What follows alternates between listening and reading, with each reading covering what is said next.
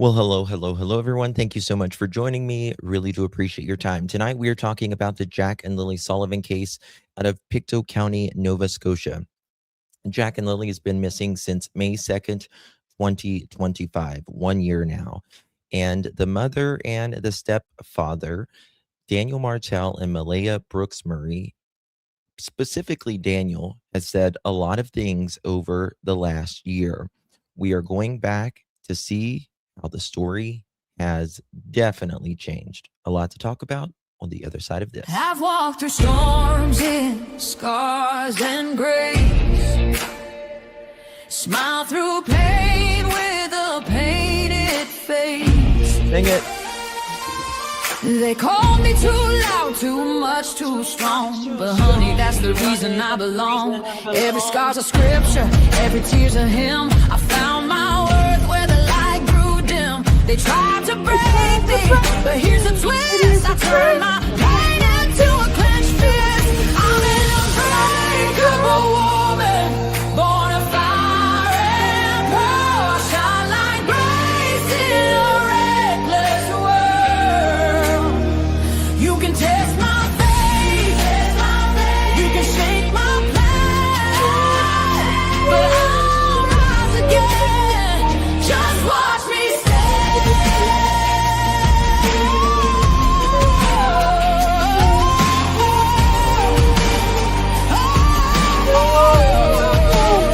I've been whispered about and written off, judged by the gloss, not the cause. But God don't build weak hearts from gold. He made me fierce and he made me bold. I bend, I pray, I roar, I rise with mascara, tears and battle cries. Don't need your crown, I forge my own. From ashes, honey, I build my throne. I'm in a breakable soul, dressed in truth and pearls. The fire don't scare me, lights my world. You can doubt my voice, but you'll hear my name. I'm holy and whole, and I'm done with shame.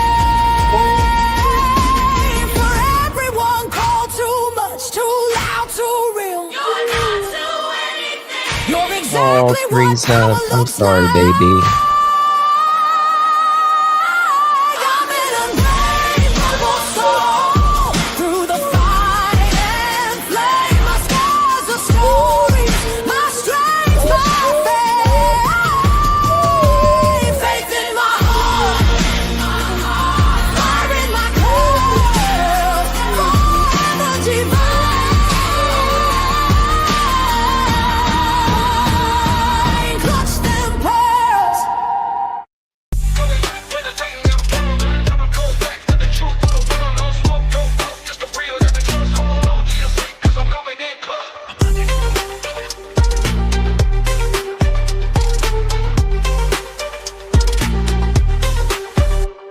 in clutch, better tighten them pearls, dropping cold facts. Got the truth for the world, no smoke, no fluff, just the real that we trust. Hold on to your seat, cause I'm coming in clutch.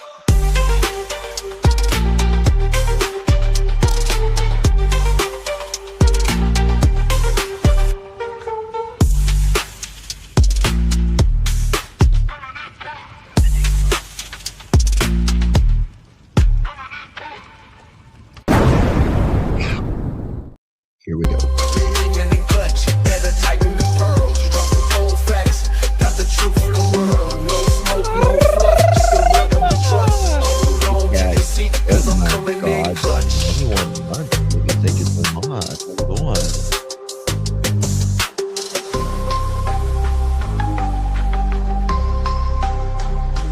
Coming in clutch.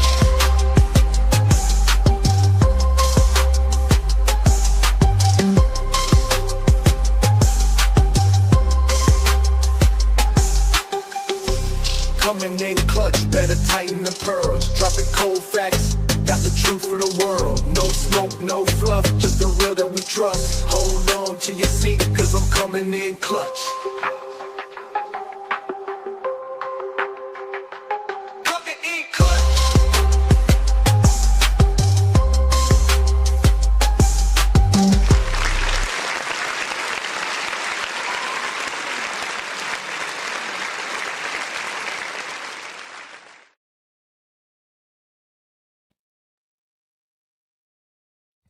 Welcome and thank you.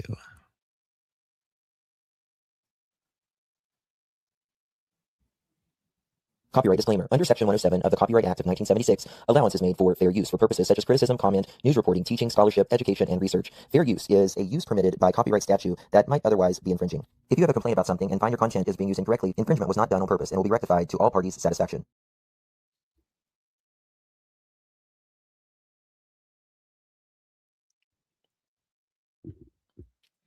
Well, hello, everyone. Good to see you all. Thank you all so much for joining me. Good to see you, my beautiful pearls. Today is May 25th, 2026. It is currently 4 p.m. on the East Coast of the United States. Bonjour. How's everyone doing, my beautiful pearls? It's a little early for me to be live, but here we are. We have another live scheduled for later. And I wasn't live here yesterday. I was going to go live and I got busy with something, so I didn't go live after we left Daphne's last night. But I'm here today. I'm here twice today. We're going to be covering Jack and Lily, and then we're going to be covering Nancy Guthrie later tonight. Good to see everyone as y'all are rolling in here. If you would do me a big favor and hit that thumbs up button, greatly appreciate that, or double tap that screen if you're on the mobile device. Also, if you would consider sharing this out, hit that share button, copy that link, drop it in any of your favorite social media, and hype this video. You get 3 hypes a week. If you don't use it, you lose it. And the more you participate, the more, if you hit a thumbs up, you get more points. All of that, everything, any participation, it gives you more points. And that's like a big super algorithm push. More people see. So good to see everyone in here. Oh, nice, Mike. Good to see you, Mike. Enoch, hello. Deb, good to see you, darling. Just Ducky, hello. Clover, bonjour. Miss Shar, hi, darling. Helicopter, good to see you. There's Miss Daphne Daff, good to see you, darling. Mama Chipmunk, hello, darling. Good to see you. Connie, bonjour. Gaspel, thank you so much, my dear. Tony, hello. Liz, good to see you. Hello, my friend. Crazy Buck, bonjour. Oui. Susan, I'm afraid to ask what a cornhole tournament is. It's a game. It's a game. That really made me laugh. Justin, well, thank you. Thank you. It's Dad Fred and laid to the side. I got it did. So thank you so much, my dear. Appreciate you. Women's Warrior, good to see you. Andrea, Carrie, Mama Chipmunk, Connie, hello. MZ, good to see you. Pink Tears. Deb, good to see you, hun. I have been waiting patiently. I gotta kudos, your minds and chat members only, friendly and polite. Thank you so much, Don. Appreciate that. We have the best people here. I know everybody says that, but when people come here, they're like, this is such like your mods, and everyone is just so nice and chill. And that's the way we try to keep it over here. So thank you so much. Thank you, love. Appreciate you. All right. So is there anyone in here that knows nothing about this case, Jack and Lily Sullivan? If there is, let me know. I'll tell you a little bit about Jack and Lily's disappearance, because I am constantly going to be on this case. I have been on this case since day one. I was the first creator to ever speak about Jack and Lily through social media that I'm aware of. And they've just captured a lot of our hearts. They really have just captured a lot of our hearts. And we need as many people to see Jack and Lily's face, hear their story as much as possible. They've been I use that term loosely, missing. We don't know where they've been for the past year. Even though I make no secrets about it, I believe the stepfather, actually the mom's boyfriend, and the mother know what happened to Jack and Lily. It is such a rare thing for one child to go missing and not be found, let alone two, let alone what was going on in that house, the rugs, the CPS, the toxicity, uh, the filth, the not, bringing them the right close of the year. The school was very concerned as well. And yeah, so a lot of people don't talk about Jack and Lily now. They just talked about it when it was really, really popular. But hold on one second, guys.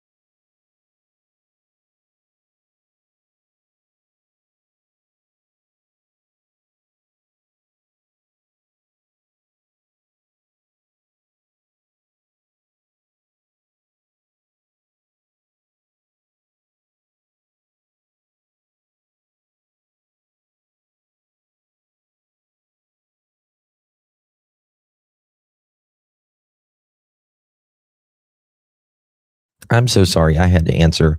I had to answer that. I apologize. But yeah, there's just not as many people speaking about Jack and Lily, and not as, you know, often. But we have to keep that healthy pressure on the RCMP, and in my opinion, that healthy pressure of reminding Daniel, Malaya, and in my opinion, Janie, that we haven't forgotten about them. You want us to just move on, nothing to see here. Oh, really? Justice for Jack and Lily? Sunny had an amazing guest on her show last night. I just wish you could have heard her from her. LOL, wow, the poor woman. She was probably prepared what she was going to talk about. But Sunny, I don't know what you mean. What were they talking about last night? Guys, we have a new updated video with all three of the lovelies. Marvin, you better not shit where you eat, honey. Get out of here. What the fuck? Oh, hold on. That's not the one. Marvin, you better not shit where you eat, honey. Yeah, there it is. Okay, that's the one. That's the one with Malaya ballying around. Marvin, you better not shit where you eat, honey. Get out of here. What the fuck?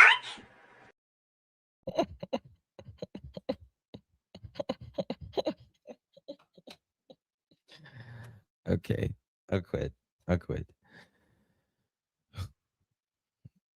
I listen. I don't take up for either one of those people. I don't. I get along with anybody, just about anybody, except people who hurt kids, animals, elderly, someone who is special needs. You fuck with those people, I have nothing for you. Nothing. Nothing for you. And that's the only time I really get real mad, as you guys know. So we're going to continue where we left off yesterday. And Kat, thank you so very much, my dear. Really appreciate that. 21 months, Kat. Wow. Almost 2 years. Hi, Justin. Hi, chat mods and friends. Thank you so much, Kat, for your continued support. I am just humbled whenever I see, you OGs out there that you just support me every single month in this channel, and I appreciate that more than you know, truly. I see you got little Michael Vaughn on there. I love little Michael. God bless him. He was he's the only one, Michael Vaughn, Michael Joseph Vaughn, 5 years old, who was abducted by a stranger out of all the cases I've covered through 3 different channels in 5 years, other than the FedEx driver. I think he was in Texas. I just remembered that. Abductions rarely happen. We see them on, in the movies and all of that, but stranger abductions rarely happen. It's just truly, one is too much in the world. It is just a handful without someone not knowing. And generally, they definitely don't take 2 kids. This stranger abduction, they're not going to take 2 kids. They're not going to take 2 kids. They're going to take the victim that they want. So, here we go. Hi, Tina. Good to see you. True Crime Gal. Bonjour. Autumn, Cynthia. I see you. Corbin. Passion Flower. Good to see you. Also, guys, I don't know if it will be the end of this week or sometimes next week. I might be out for a few days. I'm not sure. It just depends really how I feel. I've got a procedure I'm having done on my throat. And so I've had it done before, and it makes your throat really sore for a few days. So we'll see about that and go from there. So I'll let you guys know the date when I hear it. Okay, let's that's all out of the way. That's all out of the way. You guys ready? Let's we're going to start off exactly. We made it through an hour and 1 minute last time. The video ended up being almost 4 hours for that 1 hour.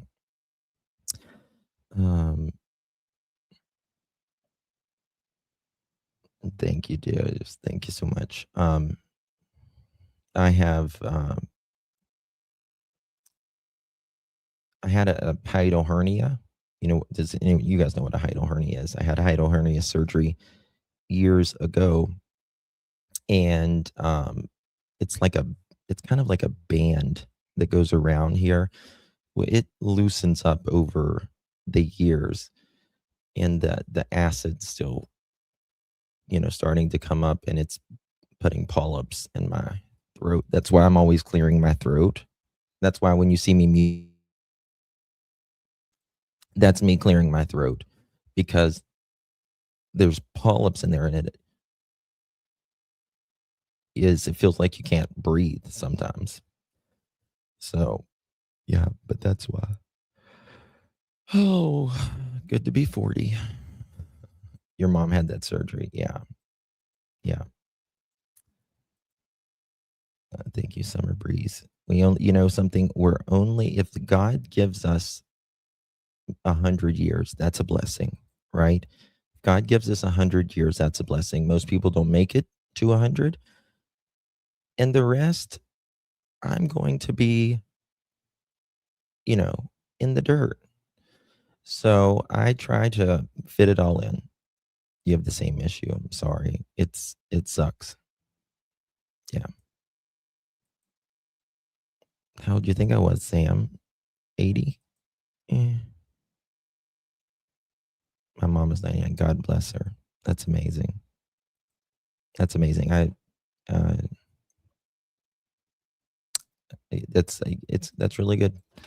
I think I think maybe our generation, certainly our kids' generation, will have some really good technology. And AI is speeding that up. That's the one thing I really love about AI is it is speeding up and making new drugs that would take 20 years to make. So I thought early 30s, 34 at the most. Well, hey, Joanne, thank you. Thank you so much. Okay, let's get it on. You felt that from the beginning, Yeah. but you don't feel that now. No, I don't feel that at all. I asked for the lie detector exam, the polygraph exam. I gave them my phone. I told them I, do drug tests because there's a lot of rumors online about a drug party. I know the person that. I think that they should give Daniel a voice analysis. I think he would fucking fail that. A lot of police now, they're not even using lie detector tests because they have been proven that they are not reliable. The voice testing is much more accurate. It's not 100%, but I believe they should use the voice analysis on him because I think, in my opinion, when Daniel lies, you can hear it in his voice, and he likes to talk. He likes to talk. That's what I believe they should have done. But that's just me. Okay, here we go. There's rumors, and it was just to take the heat off themselves. Was there any kind of party? No. Just listen to that right there, by the way. Online about a drug party. I know the person that said there's rumors, and it was just to take the heat off themselves. Was there any kind of party? No. Was there any kind of... Why is he saying just to take their heat off themselves? Like, Daniel, they don't have heat on them. a gathering that No. someone might have thought was a party? No. There were no people at the house? No.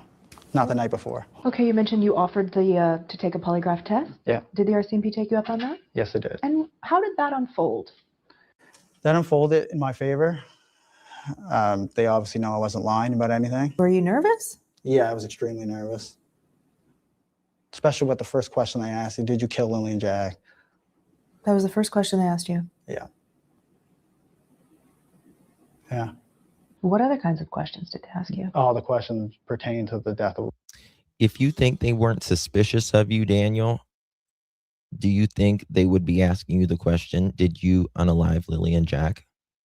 Now, think about that for one moment. Do you think in God's green earth, if they didn't think you was involved, in my opinion, would they be asking you about the murder of Jack and Lilly?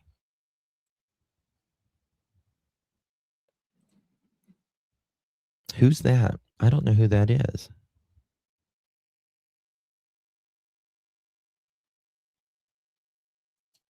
Can you send me her link? Email it to me or text it? I'd appreciate that. Lilly and Jack. Are you accessory to the murder of Lilly and Jack? Accessory to the murder of Lilly and Jack. That doesn't sound like... Obviously, they don't believe they're alive. Right? Oh my God. I want to see that. I've got to see that. I've got to see that. Thank you, Summer Breeze. Makes me feel fine. Thank you, doll. Summer Breeze, rock and roll. I love rock and roll. Send another drop. Send another... What is it? Send another box in the jukebox, baby. I love rock and roll. Come and take some time and dance with me. Sorry. I don't know. It's just a tick, I guess. When I see like something that makes me think of a song, I'm just going to start. Thank you so much, my dear. Appreciate you. They were all, So all of the questions assumed that the children are no longer alive. yeah. There were no questions at all about, did you take them somewhere? Could No. they? And yet, Daniel and Malaya are the two that says that they believe Jack and Lily are still alive. Yeah, me too, Deb. Me too. They both still say that they believe Jack and Lily are alive. Even though the RCMP said in the press conference after they transitioned their investigation from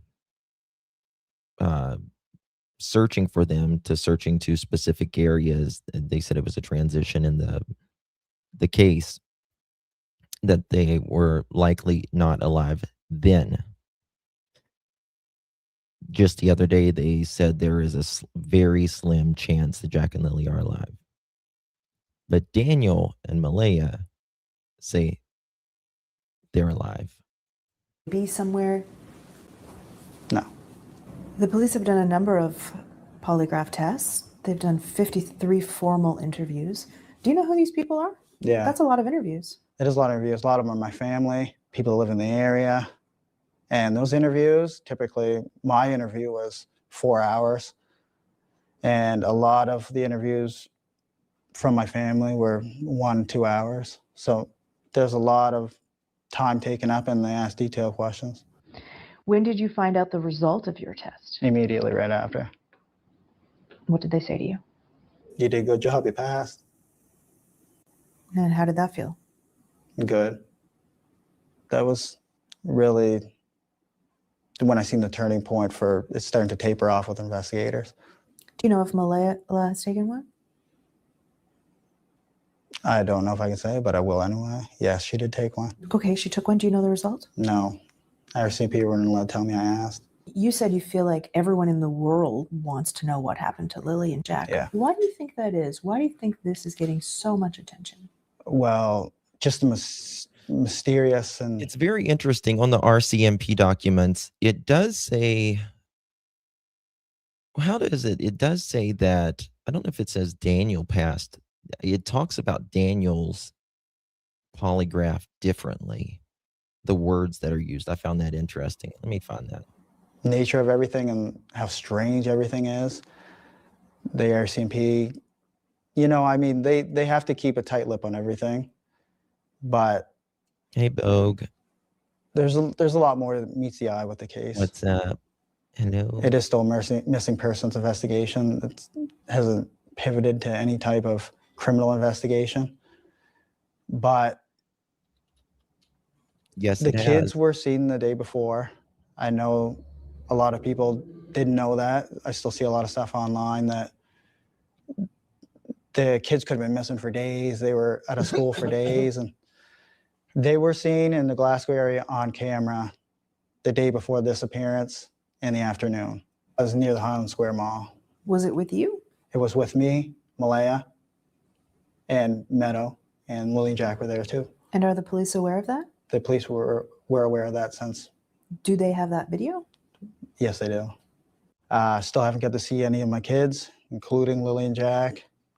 And that's been really tough, going from a family of 7, including my other 2 kids that live in Halifax now. Okay. Let me show you this right here. Right here. Where is it at? Sorry, I got my buttons all mixed up. I had to line them up there. Okay. Let me show you this right here. Very interesting. Actual RCMP documents on May 12th, 2025.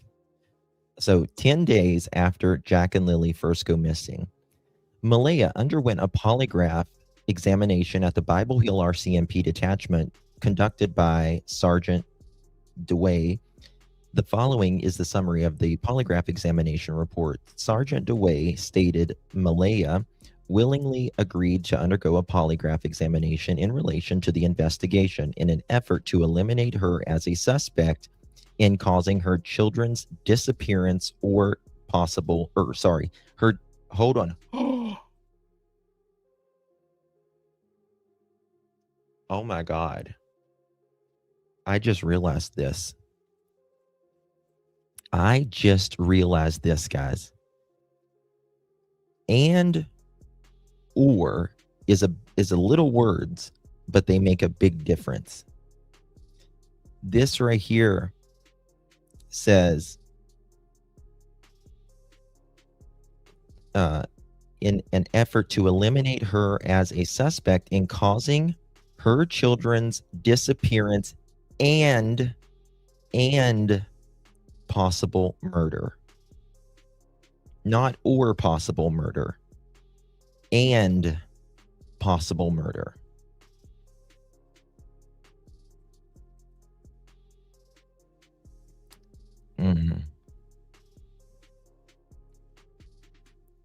Not the children's disappearance or possible murder. It's the children's disappearance and possible murder. And possible murder. I just looked at that and I'm like, well, that says and.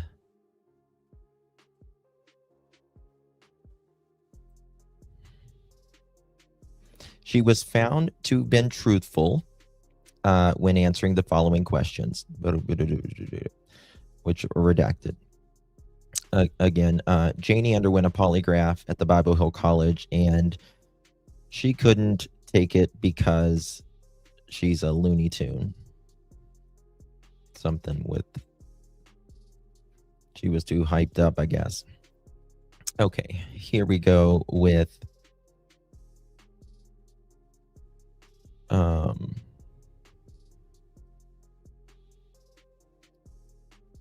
Okay, that's Malaya's again.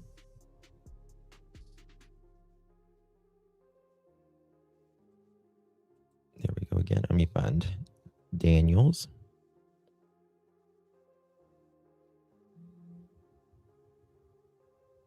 Give me okay, Daniel Martell.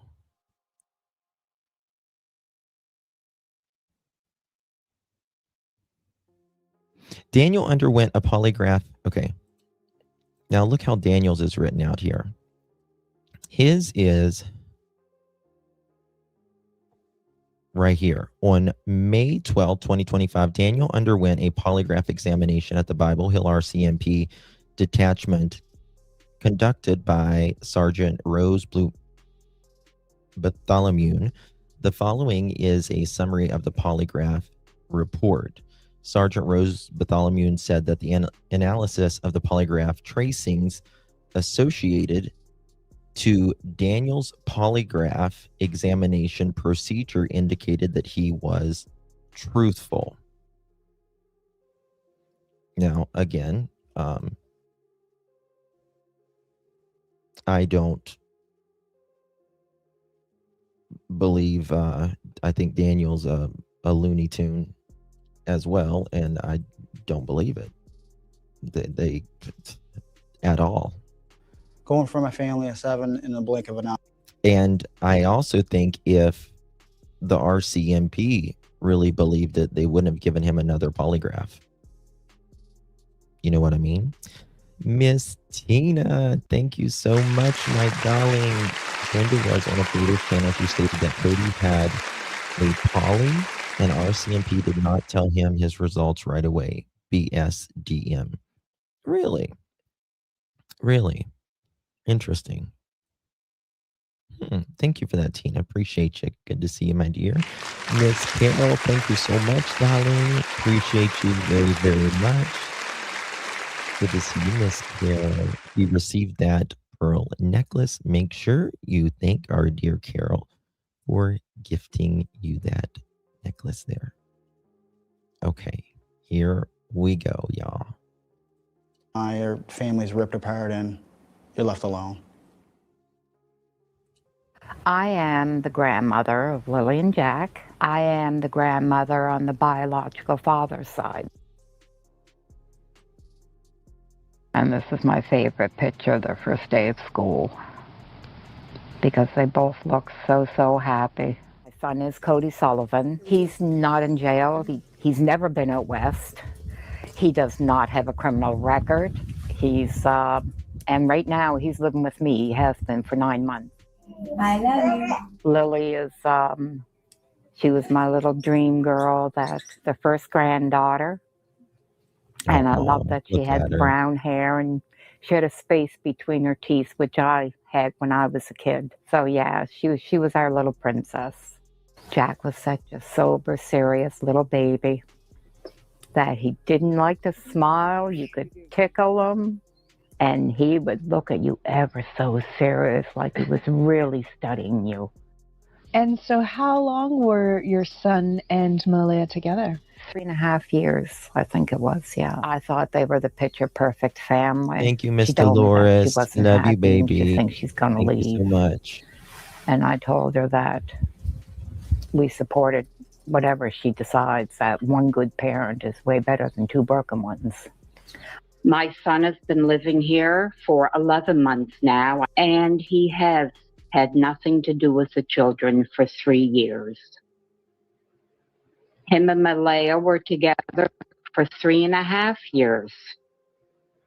Their relationship went downhill really fast after Jack was born. Malaya told me that she was not happy. She definitely wanted out of the relationship. And we supported her 100%. My son, I don't know if it was the pressures of trying to support a family.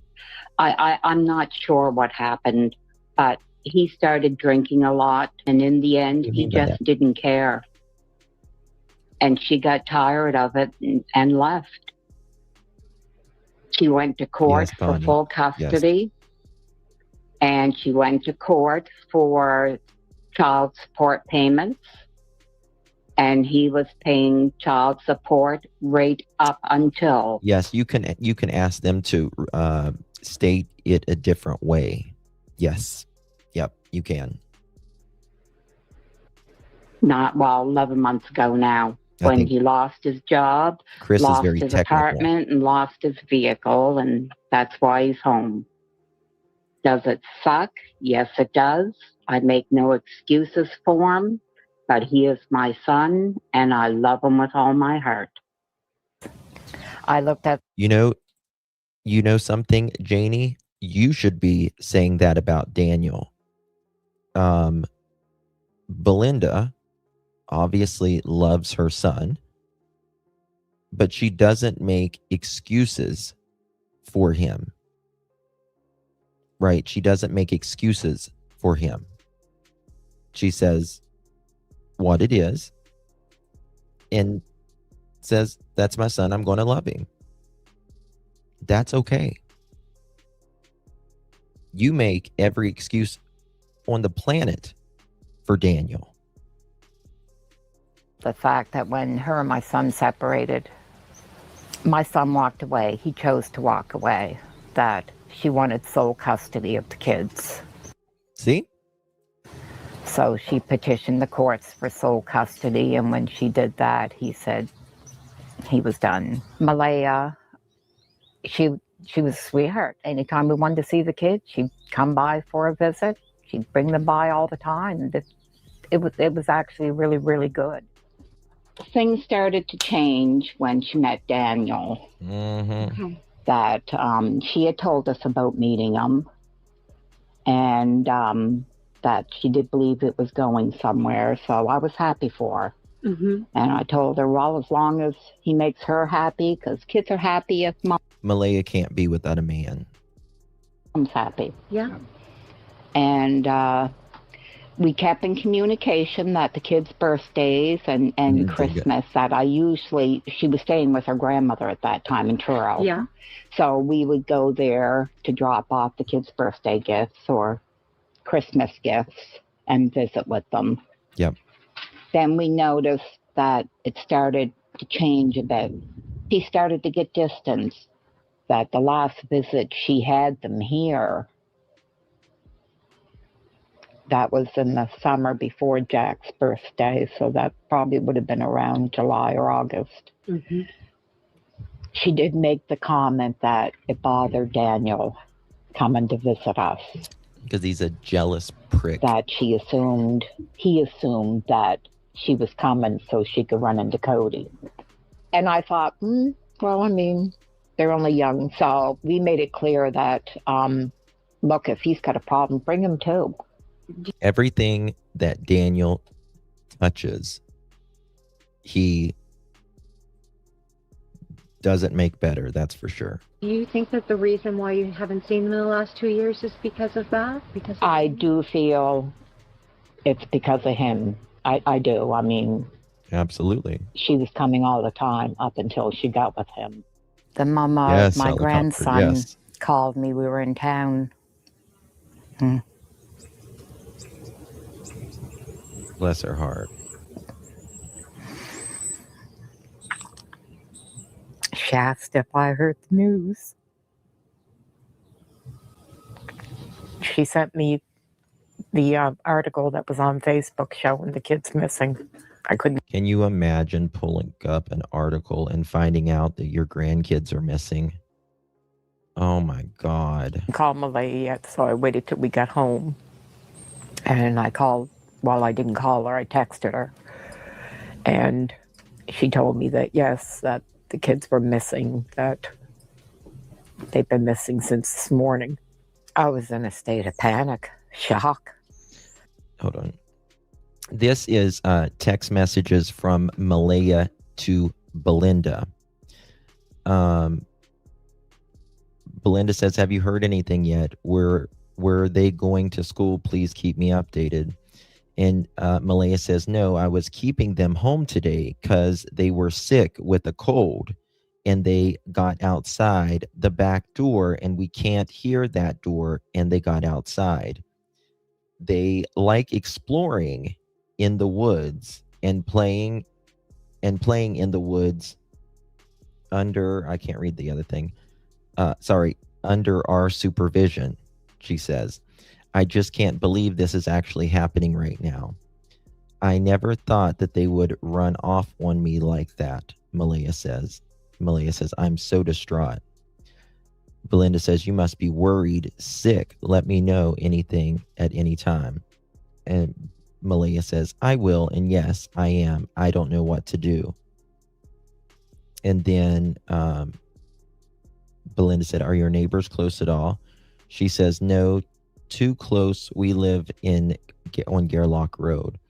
I heard that they are bringing in other teams, Belinda says, to search. So hoping they're home soon. Malaya says, I hope so too. They've been missing since 9:40. They like to wander a lot. Missing since this morning. I was in a state of panic, shock. Lies. But in the back of my mind, I kept saying, well, they'll find them. I mean, I'm assuming that they'd find them. So I told her, well, we'll head out first thing in the morning and help with the search. When I found out that they were missing, I thought they were lost in the woods. I thought they were lost in the woods right up until we went there Saturday morning. And seeing where Malaya lived, seeing Malaya herself. And I still thought, well, the children must be up in the woods. There was a lot of woods. You could see the kids' toys all over the yard. You knew they well played there. Malaya was pretty, I'm not sure if it's shock, but she was very flat, non-emotional flat. I put it down to shock. That she just didn't know what to do, and she kept saying she didn't know what to do. As for the people around her, I know when we come into the driveway, Janie was sitting on some kind of a bench thing or something in the driveway. driveway, and I can't remember who the woman was beside her. There was a policewoman standing there, and the policewoman was talking to them. We couldn't make out what she was saying until we got up closer. And Janie was really crying a lot. And this woman was saying to her, "It's okay, Mom. They're not blaming you. They just It's okay, Mom. They're not blaming want you. to look in your trailer. They're not blaming you. They just need to make sure." But Janie kind of fought them on them looking in her trailer, the RCMP. Now, think about that. She's like, "My dog is in there. My dog is in there." Right? Tucker's in there. He's already stressed. There's so many people here.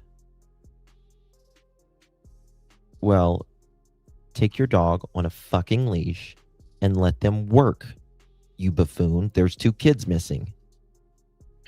That there's nothing in the trailer. She went on to say that there was nothing in the trailer. She didn't want them around her dog. And the policewoman told her that she was impeding an investigation and she would have to get a search warrant. I think they should have arrested her right there. And then I thought, well, we'll just continue on into the trailer. When I walked into the trailer, we went in through the front door. Now you got to remember, this is after it's all cleaned up. This is after they cleaned up the place right here. The buildings are all painted and everything.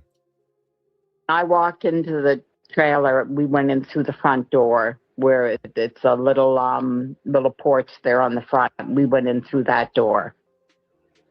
And you walk right into the kitchen area. The table's right across from the door. The living room is off to the right. There's a wood stove.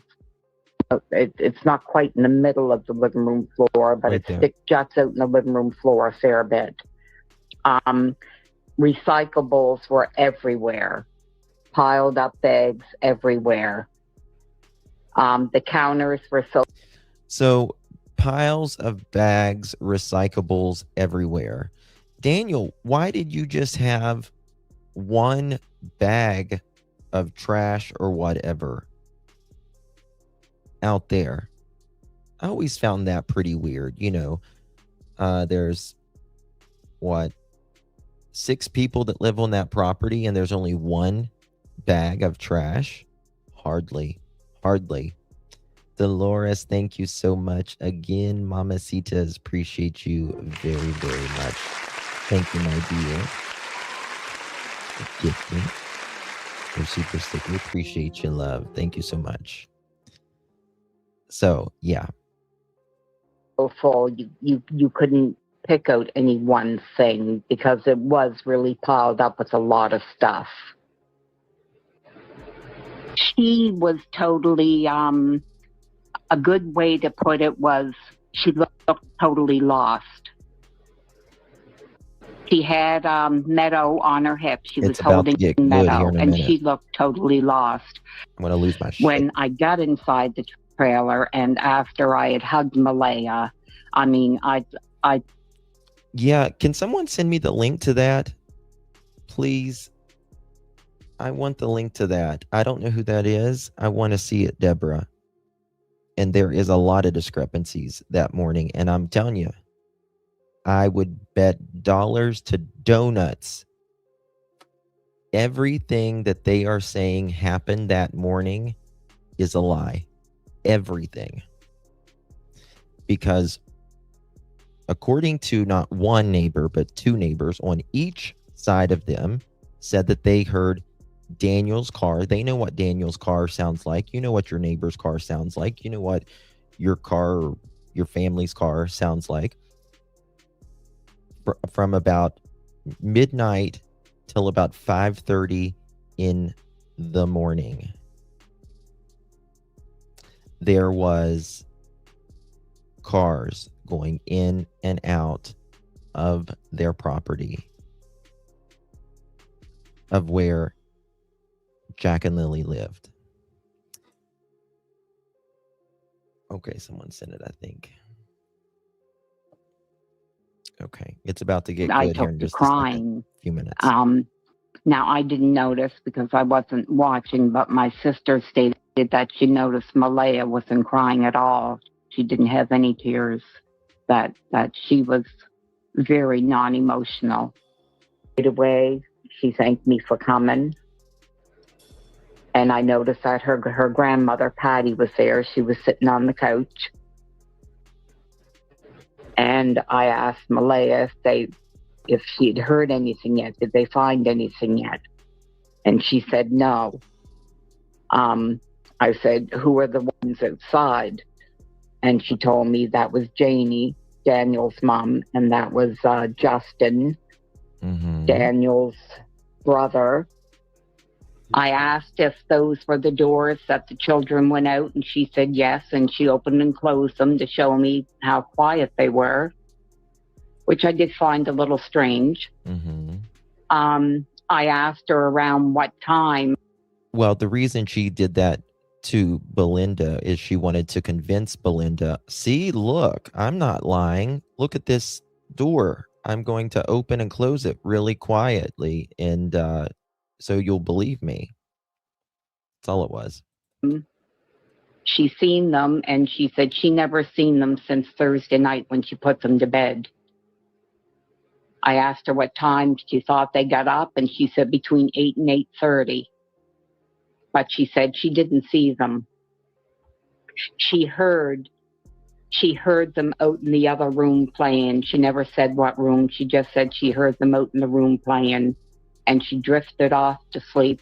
And when she woke up again, she didn't hear nothing, and she realized that the place was just too quiet. So they got up and they searched. She said they searched the house, they searched the yard, and then I think she said Daniel went off in the truck to search.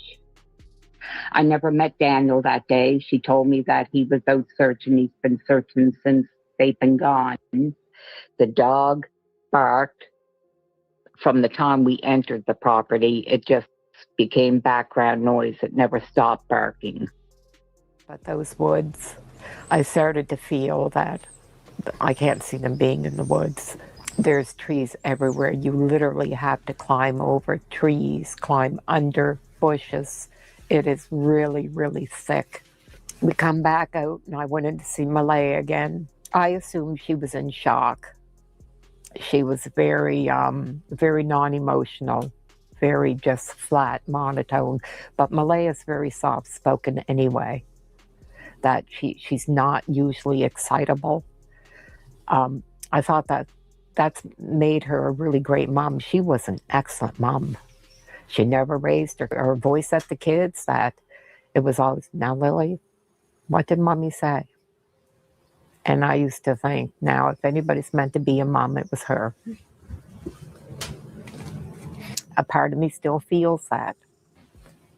After seeing the place, seeing the condition of the home, it was like the total opposite of what I knew of Malaya. She was always clean, very clean about herself, about the kids, about her home. This home looked more like a camp. Now, I don't know if it's from all the people that were there, because I didn't show up till the day after, but it was very unkempt. I was pretty surprised. Our last day searching on Monday and seeing the woods and seeing the searchers and everybody everywhere. There's no way those kids are in the woods. I have children. I have grandchildren. And I see what kids are like through the woods. There's no reason for any child to wander deep into the woods. There's just not. I think somebody hurt these kids. I think somebody hurt them. My heart tells me these babies are gone. My heart tells me that. And they deserve so much better than what they got. She keeps her mind occupied spending time in the garden, surrounded by hummingbirds. Well, these are everybody's grandchildren. They're not just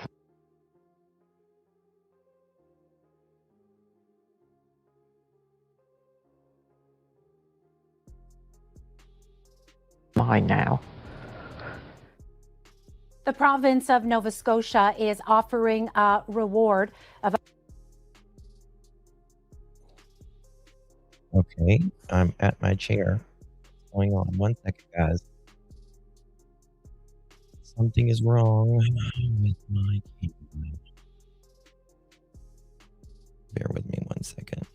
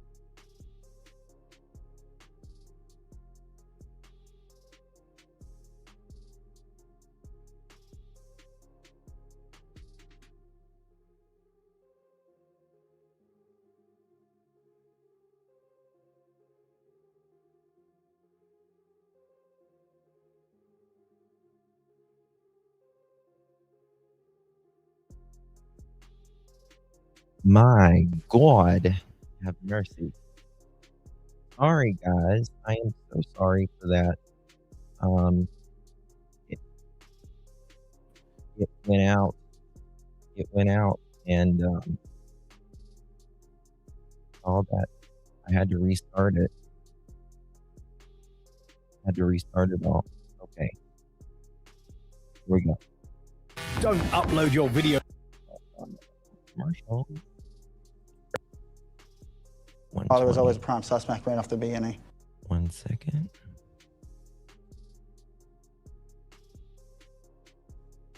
Here we go. They may have been in contact with someone that you want to know who that person is.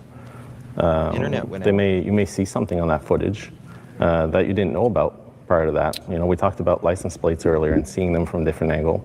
You might see someone that's known elsewhere Maybe it's someone that's known to police. You never know. We really are seeking all investigative avenues in this case. It's been 2.5 months since the 2 young children disappeared. The investigation has grown into one of the largest in Nova Scotia RCMP history. Their efforts include reviewing approximately 5,000 video files that have been obtained through a video canvas of Lansdowne Station and the surrounding areas, assessing more than 600 tips from the public, formally interviewing more than 60 people, including the administration of polygraph tests to some individuals, forensic examination of materials located through ground and air searches in Lansdowne Station, including a pink blanket that officers seized on Lansdowne Road, and a planted pink ass blanket, I might add. Daniel. Donna, thank you so much for the jewels, my friend. Appreciate you very, very much. Thank you for the 10 jewels. Very kind of you, my dear. Happy Turtle, thank you for the 110 jewels, my love. Thank you so much. And Mountain, thank you for the 200 jewels. Very kind of you, my dear. Appreciate you.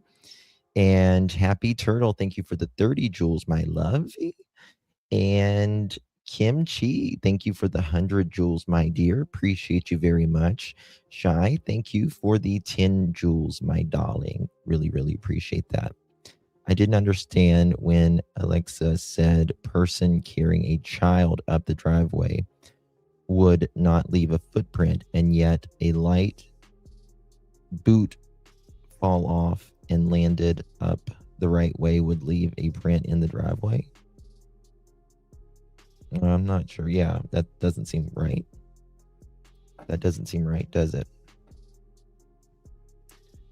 That's a little weird, don't you think? Okay. Submitting judicial authorizations Getting ready to get to seize and Daniel's examine interviews. materials and devices that may provide information useful to the investigation. Right now, there are more than 800 tasks associated to this investigation. A tremendous amount of careful, deliberate investigative work is underway by people here at home and in other parts of Canada. Our collective efforts will continue every day until we determine with certainty the circumstances surrounding Lily and Jack's disappearance. Well, today marks 11. Liz, thank you for this 2 sparkles, my friend. Appreciate that very much. Very kind of you. If I missed any mods, please let me know. 11 weeks. Now, their step-grandmother is speaking out for the first time. She is the mother of Daniel Martell, who is the stepfather. And she had basically given Martell and his young family the mobile home and was living in the RV parked next to the house. She says she very much thought of Lily and Jack as her grandchildren, says they... And just a few minutes ago, Belinda said Daniel wasn't around much the first day. And Daniel says, I wasn't around much the first and second day. He says, well, it's not because you were looking, Daniel. It's because you were freaking the hell out and smoking your crystal in the woods. They called her Granny and have been part of her family for 2 years. Now, Jamie says that she still feels that the kids are alive out there somewhere, but that they are not in the woods. No, I don't think they're in the woods. We've searched this place. Look at all the searchers they had out. They had helicopters out. They had drones out. They had searchers. They went over this place with a fine-tooth comb. Every day that they were searching, they were here. You know how many times my trailer got searched 3 times. Oh my God, that had to have been so traumatic for Tucker, aka Fluffy. That had to be so traumatic. When you popped out there and said, you're not going to go in my trailer. Fluffy's in there. I despise it. No ma'am. No ham. No turkey. So the morning of May 2nd. Okay, I was up at 6 o'clock. Sat in there and had my tea. Yeah. And then on Facebook, 7 o'clock. Nope. Didn't happen, Janie. Come over here. I think these people hallucinate. I really do, because they think that 50 drones are filling the night sky. Hey, Cinnamon, good to see you, babe. They think the fucking drones are in the night sky, 50 a night. they say, and 4 of them with red, white, and blue lights are the RCMP. You didn't hear nothing that morning. Maybe Daniel, maybe Malaya, maybe their cars, maybe them screaming at each other, but you did not hear those kids. My chickens. My brother, Ron, called me at 8:48 and asked me if I wanted to go to town with him. And I said, no. I said, I'm staying home. I said, I'm going back to bed. Janie, why haven't you went to town with Ron since? You haven't went to town with Ron since Jack and Lily went missing. What changed? Hey, Dawn. Okay, I went and I laid down. Next thing you know, my dog started barking and the kids were out in the yard. Now you can see there's 2 swings where the kids play. My bedroom is right there. I heard the kids. After that, I heard nothing. Guys, this is where the kids... Did y'all see? Hold on. This is Fluffy. I heard... That's Fluffy, a.k.a. Tucka. The kids. After that, I heard nothing. Poor little Tucka. Oh, little Tucka. My little Tucka. My little pap smear shucka. Little Tucka, my pap smear shucka. This is where the kids' swings are. This is where they always played. Yeah, they always played on those duct taped rope. Yeah. Yeah, that looks legit. Look at there. You got fucking duct tape underneath here. That looks legit. You sit on that, you're going to fall right off the seat. And so that's where I heard them. And I can hear everything in that trailer. If 2 kids get out of a fence, and Jack and Lily are all the time yelling, especially Lily, come on, Jackie, let's go, Jackie, let's go, Jackie. It's all I hear out here. When the kids get out of the fence and come out through here, I would have heard them yelling. Well, Janie, ask your son and ask Malaya, right? Because that's the only way they could have gotten out. There was only one way, other than if the back door, but I think that one's nailed shut too, that they could have gotten out.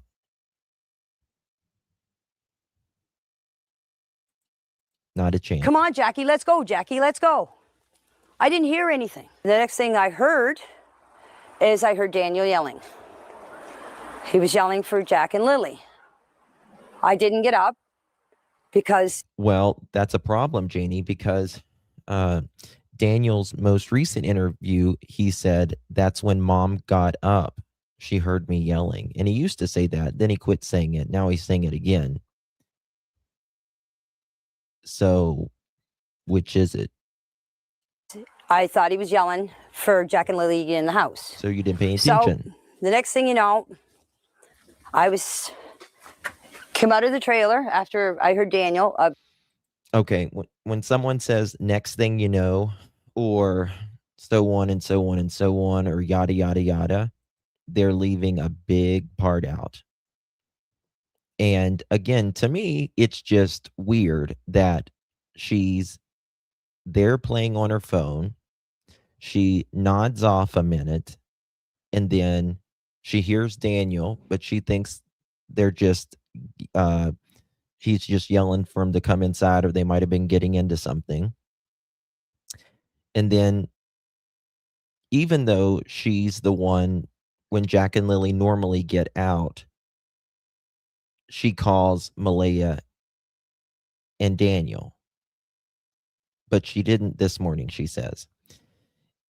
And then she falls asleep again. Then she wakes up a few minutes later out of nowhere, and just comes out on the porch. That's when she confronts Malaya. What made you just get up and go right out to the porch, Janie? Was it just a coincidence? No, it wasn't. Malaya, what's up? The kids are missing. How long? 20 minutes. Okay, let me go get my shoes and coat on. I'll look for them. Not. You would be so confused at that point. You would be so confused at that point because you would be like, how the fuck are they missing? I just heard them outside 10 minutes ago. How are they missing? You wouldn't even be able to process that. That would be the first thing that you would process. They're missing.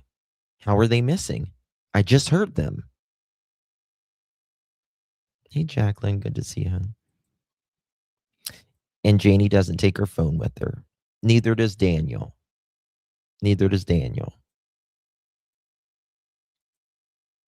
Quite interesting, isn't it? Quite interesting. About, I'd say, 10 minutes after I heard him, I come out of the trailer. I opened up the door, was standing here. Malaya was standing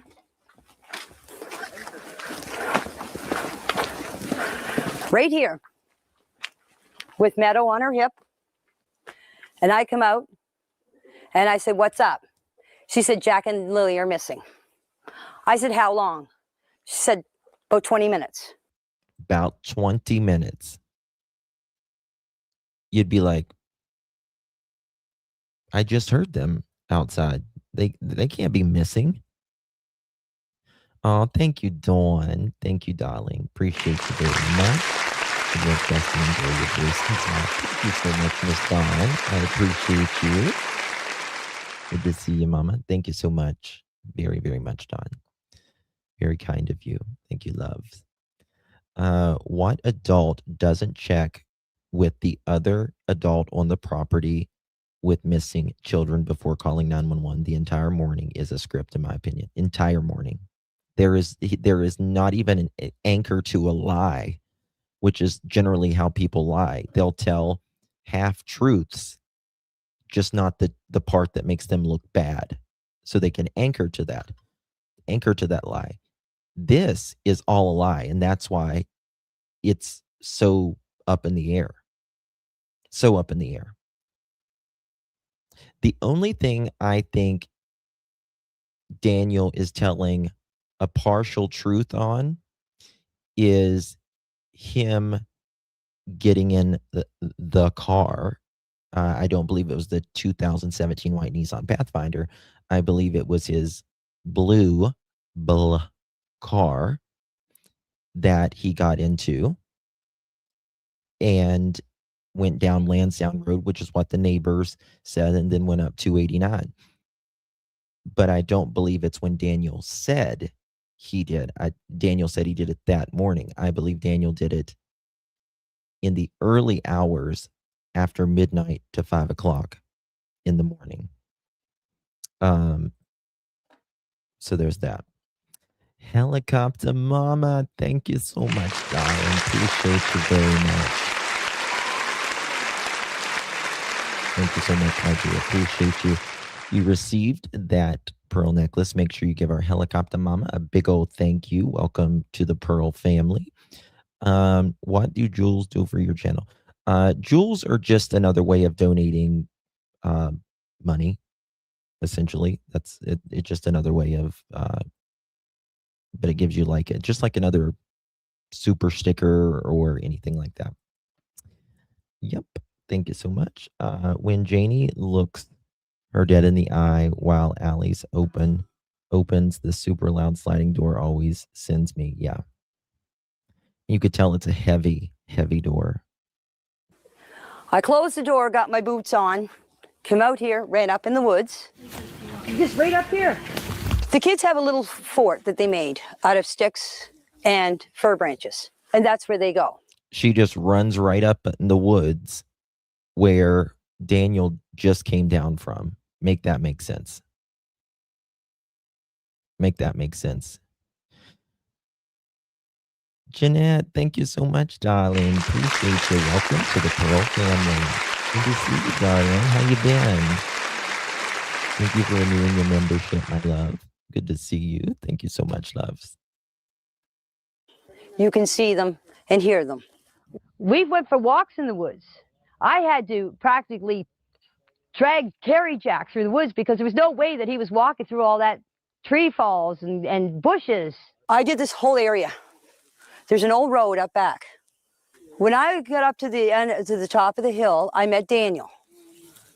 Oh, Daniel really messed up this part. He really messed up this part last time. He said he was back behind the house and he sees his mom back there. And then he said he comes back down the hill. And that is whenever Janie was talking to Malaya. Couldn't have happened that way. Couldn't have happened that way at all. And he wouldn't answer the question that I asked him. And I said to him, I said, did you find them? He said, no. He said, you coming with me? I said, no. I said, I'm going to search this area. She's going to search that big ass area in 10 minutes max, y'all. And then she's going to go back to her camper and grab her phone and stand outside by Malaya, and she's going to get a call from her brother. She couldn't have. Yeah. Because when she told me the kids were missing, you automatically think they went into the woods. That was my first instinct. So I went up and I did this whole area, this whole wooded area, right up to the... She says that's her first instinct, but now she says Jack and Lily would never go in the woods by themselves. Top of to the dirt road, came back down here and came back down the side of the road, came back down here and came back up the same spot. I went back into the house. By the time the cops were here, I don't know exactly what time, I didn't take my phone. The cops were here. You didn't take your phone. Daniel didn't take his phone, but Daniel takes his phone the second day while he's out searching. He says he didn't take his phone the first day because there's no service out there, so I wouldn't need it anyways. But the next day he's searching and he says he uses Google Maps to help him get out of the woods and records a video for Malaya. That's like a 20-minute video of him searching. So make that make sense. Again, even if I didn't get service 90% of the time there, I would have taken my phone. What if I found them? What if they were hurt? If you found them hurt or you found them at all and you needed to call 911 to let them know where you're at and you found them, or if Malaya found them, or if Janie found them, you're going to find a spot somewhere where you can get service. But Miss Janie didn't take her phone, and neither did Daniel.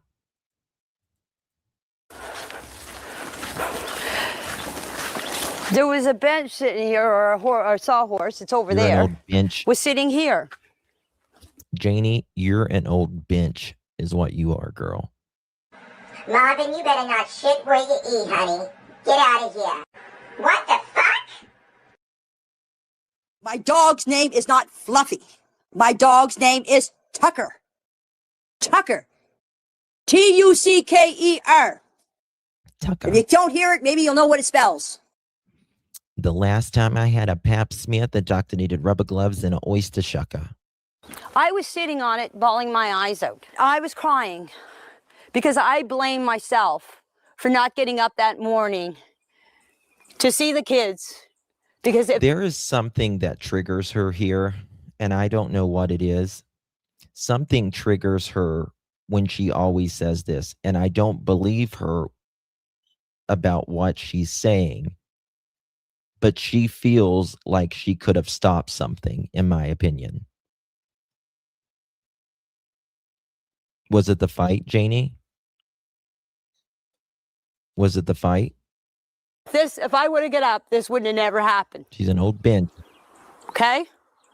That's why I was crying. So this is the patio. This is the patio door that Jack and Lily would have. that Jack and Lily came out of.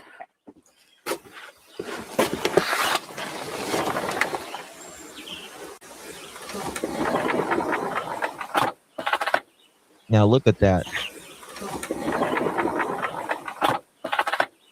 She's got a, that's a,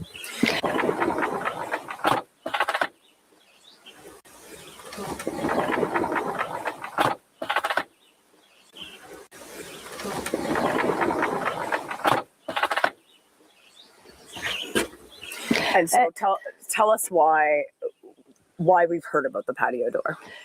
Because everybody's saying on Facebook, on YouTube, on TikTok that the patio door makes a noise, and why they didn't hear the door. and Daniel said he, in one of the very first interviews, and Hunter had it here, that he heard the door go open and that the kids might have went outside. Jack and Lily, if they did open the door and they had to open it together, sliding it with their hands, they never closed it back. But this time they did. This time they did. Door open. The bedroom is back there. Okay? That far window. The last window is the bedroom. And so they would have come out this door. They would have come out this door that morning. Yes. And then they went and played on the swing set. Yes. And that's when you heard them. That's when I heard them. Right here in this area here. I plan on putting a pool up this year for the kids. You need level ground for a pool. Yeah. Yeah. Nothing's like having a pool outside of your camper where the dog is going to be barking like a mofo. Can you imagine putting that pool in front of Janie's bumper where the dog can get up on the dashboard and just bark constantly? How Janie's going to, manage that. Yeah. She's always talking about Tucka's barking at Lily. He barks at the dogs. He doesn't like the kids. You're not going to have a pool right there, Janie, when the dog's just going to sit there on your dash and bark and bark and bark and bark and bark. The reporter said a dog that barks at everything. Belinda said the dog barked so much that it just became background noise.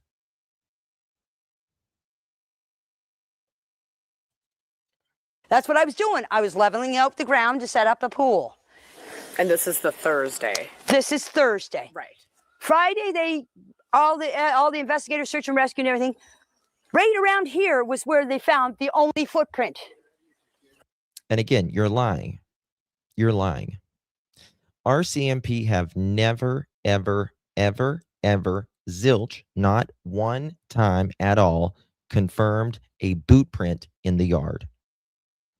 Never. That is something your son lied about. He doesn't want to talk about the planted footprints that is a kilometer away, along with the planted pink blanket that's on the corner of a road tucked up several feet in a tree.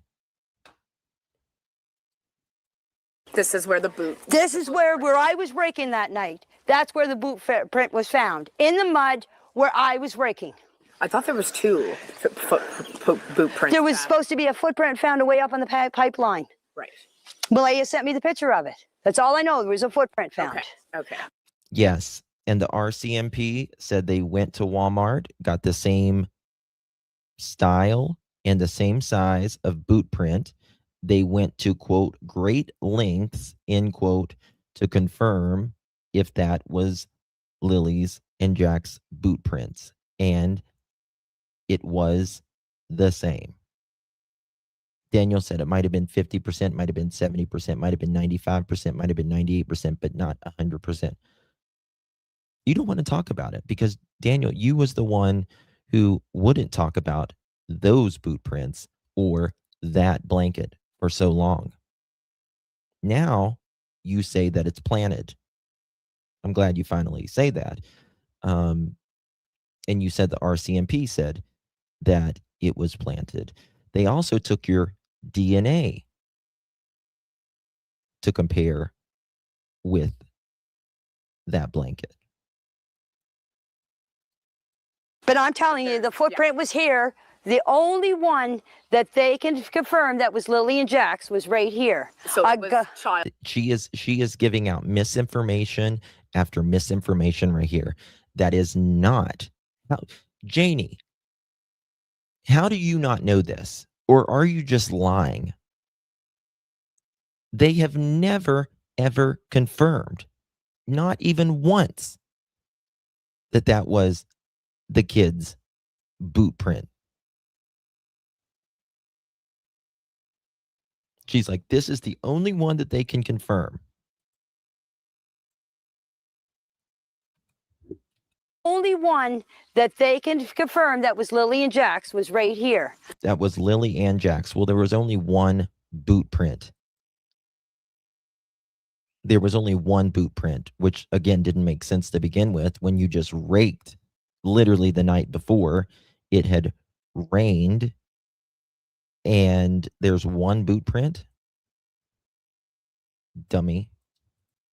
So it was child size. Yes, a man, one of the investigators came in here and was measuring it all. Mm-hmm. I'm not here to lie.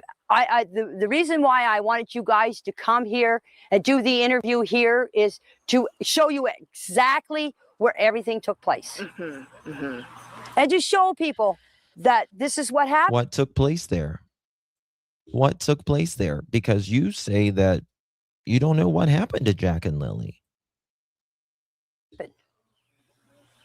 All the stuff that people, all the rumors and accusations about us murdering the kids and burying them on the property, this place has been searched thoroughly.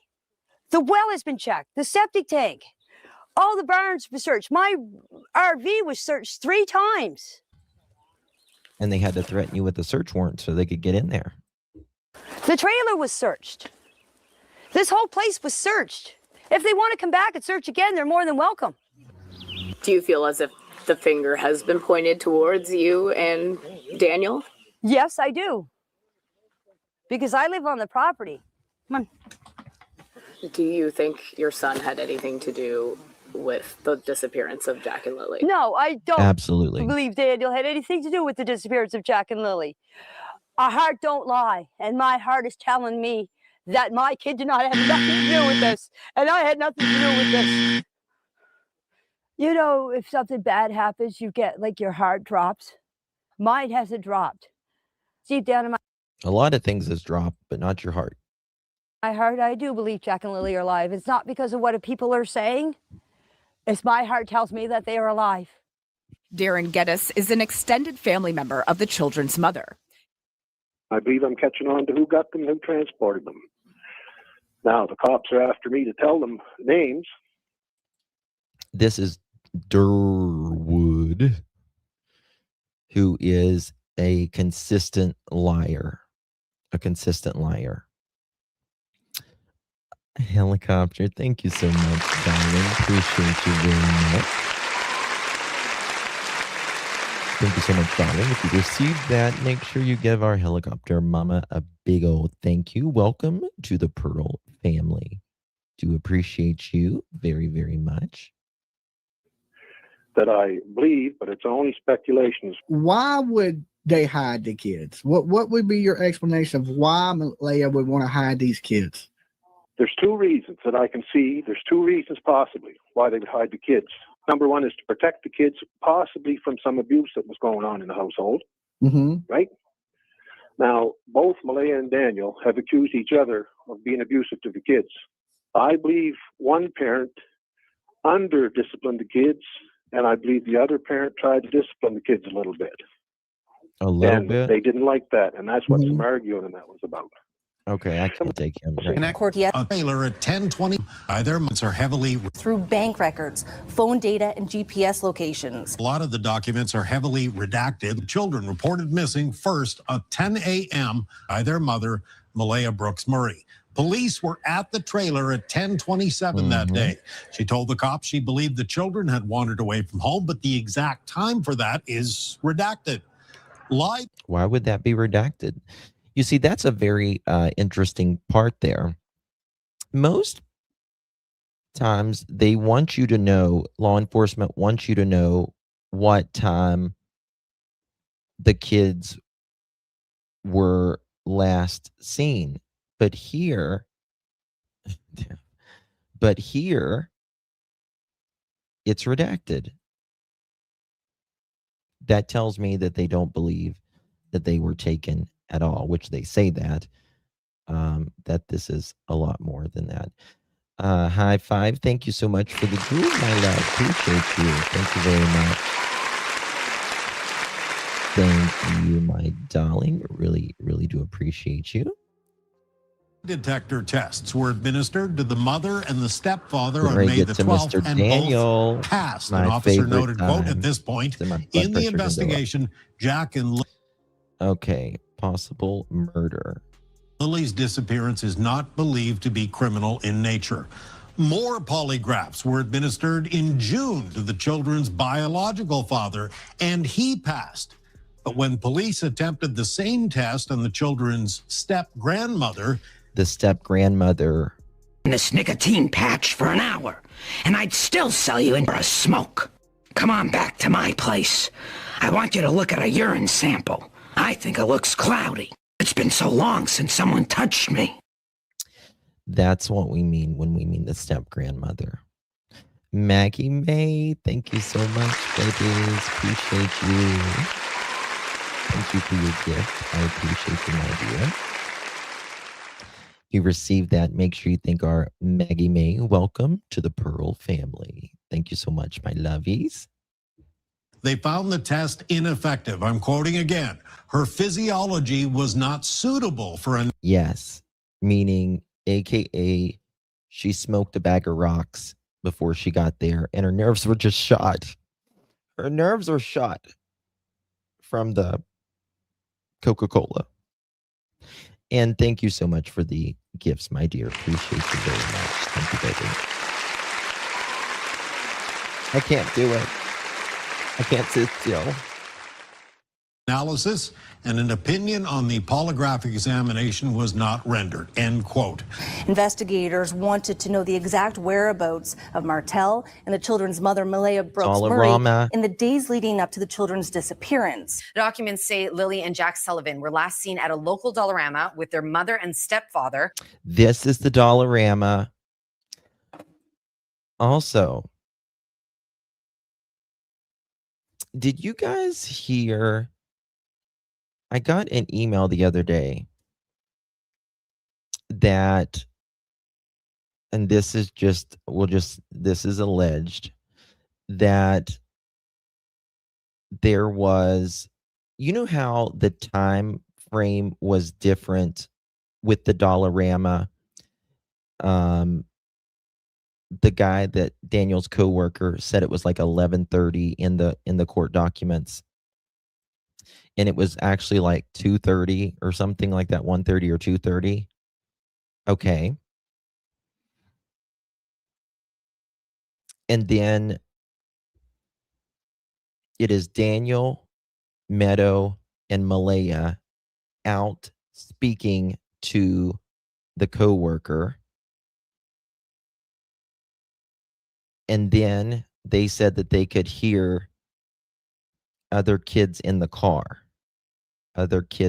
Chance, which is also Daniel's rug dealer.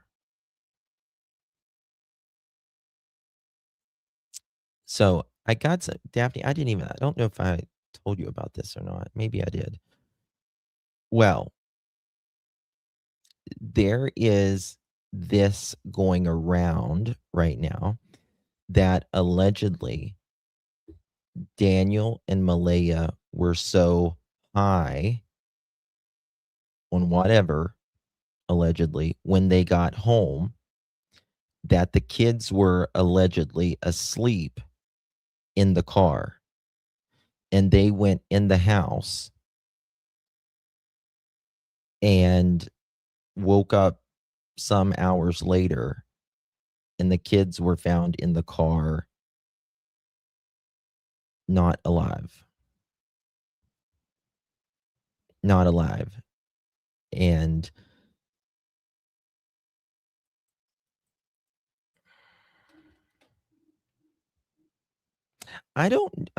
that's a possibility, right? You're so high out of your mind.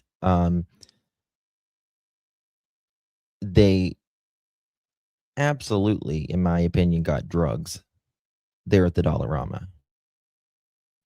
They were using Cindy's card and all that. They had money that day.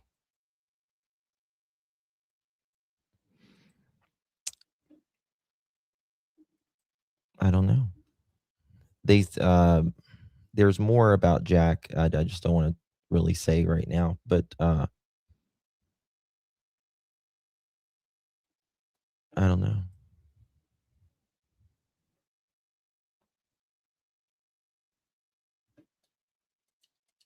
One day before they were reported missing. Daniel Martell knew he was a likely suspect when his two stepchildren disappeared. Listen to this everything one. from my phone, doing a polygraph exam, and just ask them to do, here you go, search everything, just do everything you can for the kids, right? Documents reveal that as of kids, July right? 16th, investigators did not believe the case was criminal. By that point, 6 polygraph tests had been done, including on both Brooks Murray and Martell. Now, just remember, nothing is criminal until it's criminal. Nothing is criminal until it's criminal. Okay? Until they say it's criminal, that's when it's criminal. They can be working on a case to prove criminality, but it's still not criminal yet until they make it public. Okay? Oh, Fundaski, thank you so much, baby. Thank you so much for gifting 5 pearl necklaces. That's so generous of you. Love you, darling. If you received one of those pearl necklaces, make sure you thank our dear Fundaski. I hope people are paying attention to this. Welcome to Clutch Them Pearls. Yeah, you're in the clue. Shine bright like the stars this world never knew. We're dancing, laughing all around this world. Hold tight, shine bright. You're part of our pearl. Thank you so much, my darling. Appreciate you so much, Fundaski. Good to see you, my dear. Much love to you. You're right, Zach is looking for a girlfriend and taking applications. Can you hook him up? Which Zach? I thought Cindy had FaceTime with the kids at 3:38. Was that the same day at the Dollarama? That's a good point, Lake Lady. That's a good point. I think it was. They were also done on Martell's mother, on Brooks Murray's mother and her partner, and on the children's biological father. Brooks Murray was given a polygraph. I mean, that's possible. I don't think that happened, though. And what police describe as an effort to eliminate her as a suspect in causing her children's disappearance and possible murder. They've done... Again, if you go back to that, you see her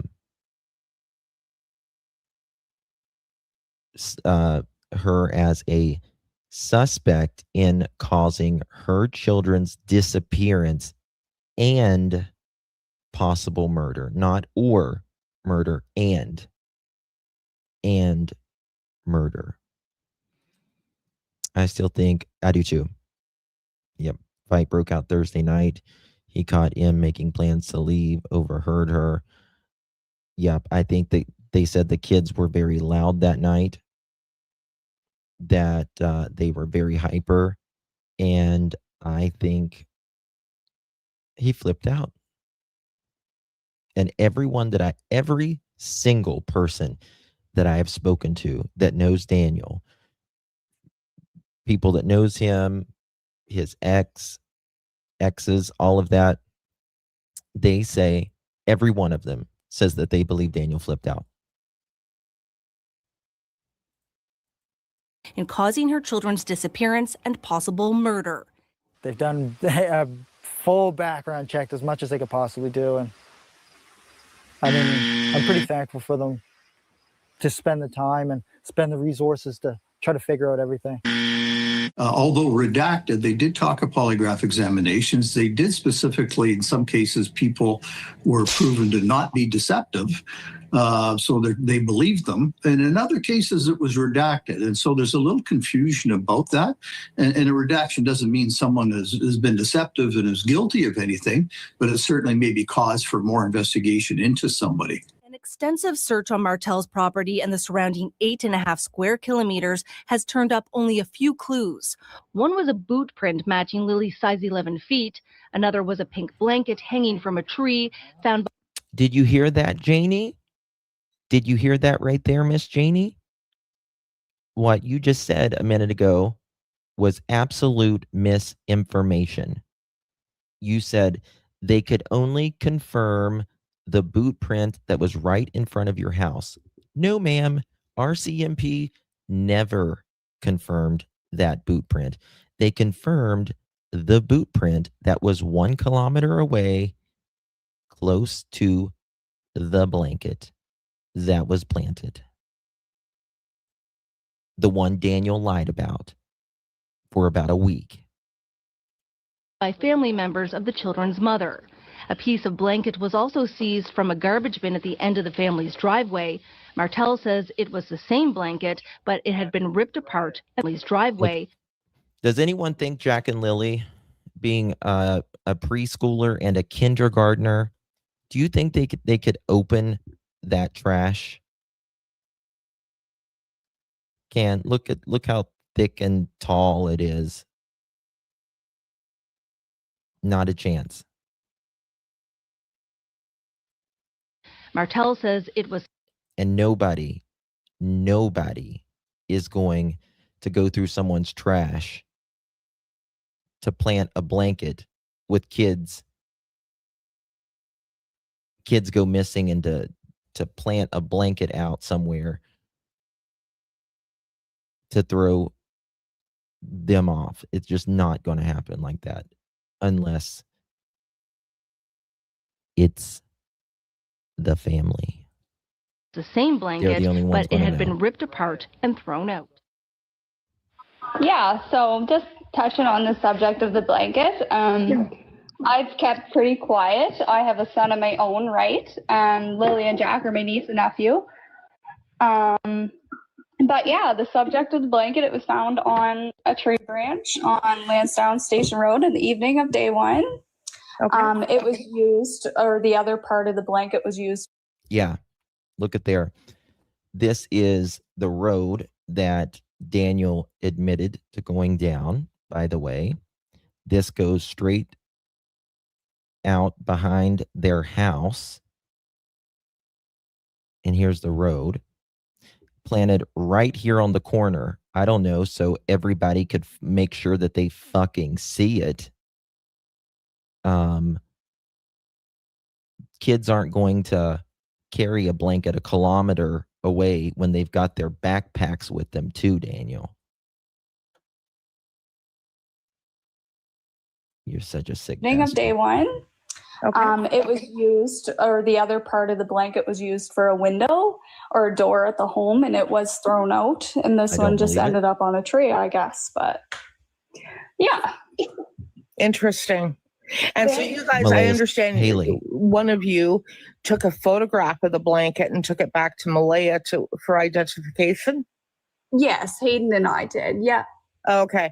And then she said, yeah, it is. And so you called the police who went and, I guess, collected it? Yeah. No, the police were already down searching that area, but it was just... Hayden said they went right back and got the police officers who came to look at it. The K9 unit came and took the dog up the trail. It was in such an open spot that cops were already down there, and it wasn't seen earlier on. So it's just all a little mysterious, you know?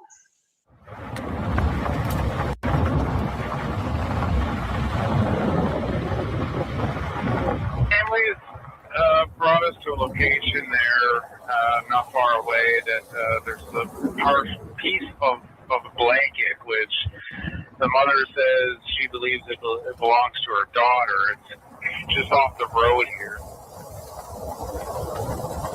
Malaya didn't lie about it. Daniel did. And this is where the blanket was found. You can clearly see it was visible from the road. It's like 15 feet from the road. Remember, Daniel said he's never been out there where the blanket was or the shoe prints. He's out there right now. Maybe not even. Yeah, a little more than 15 feet.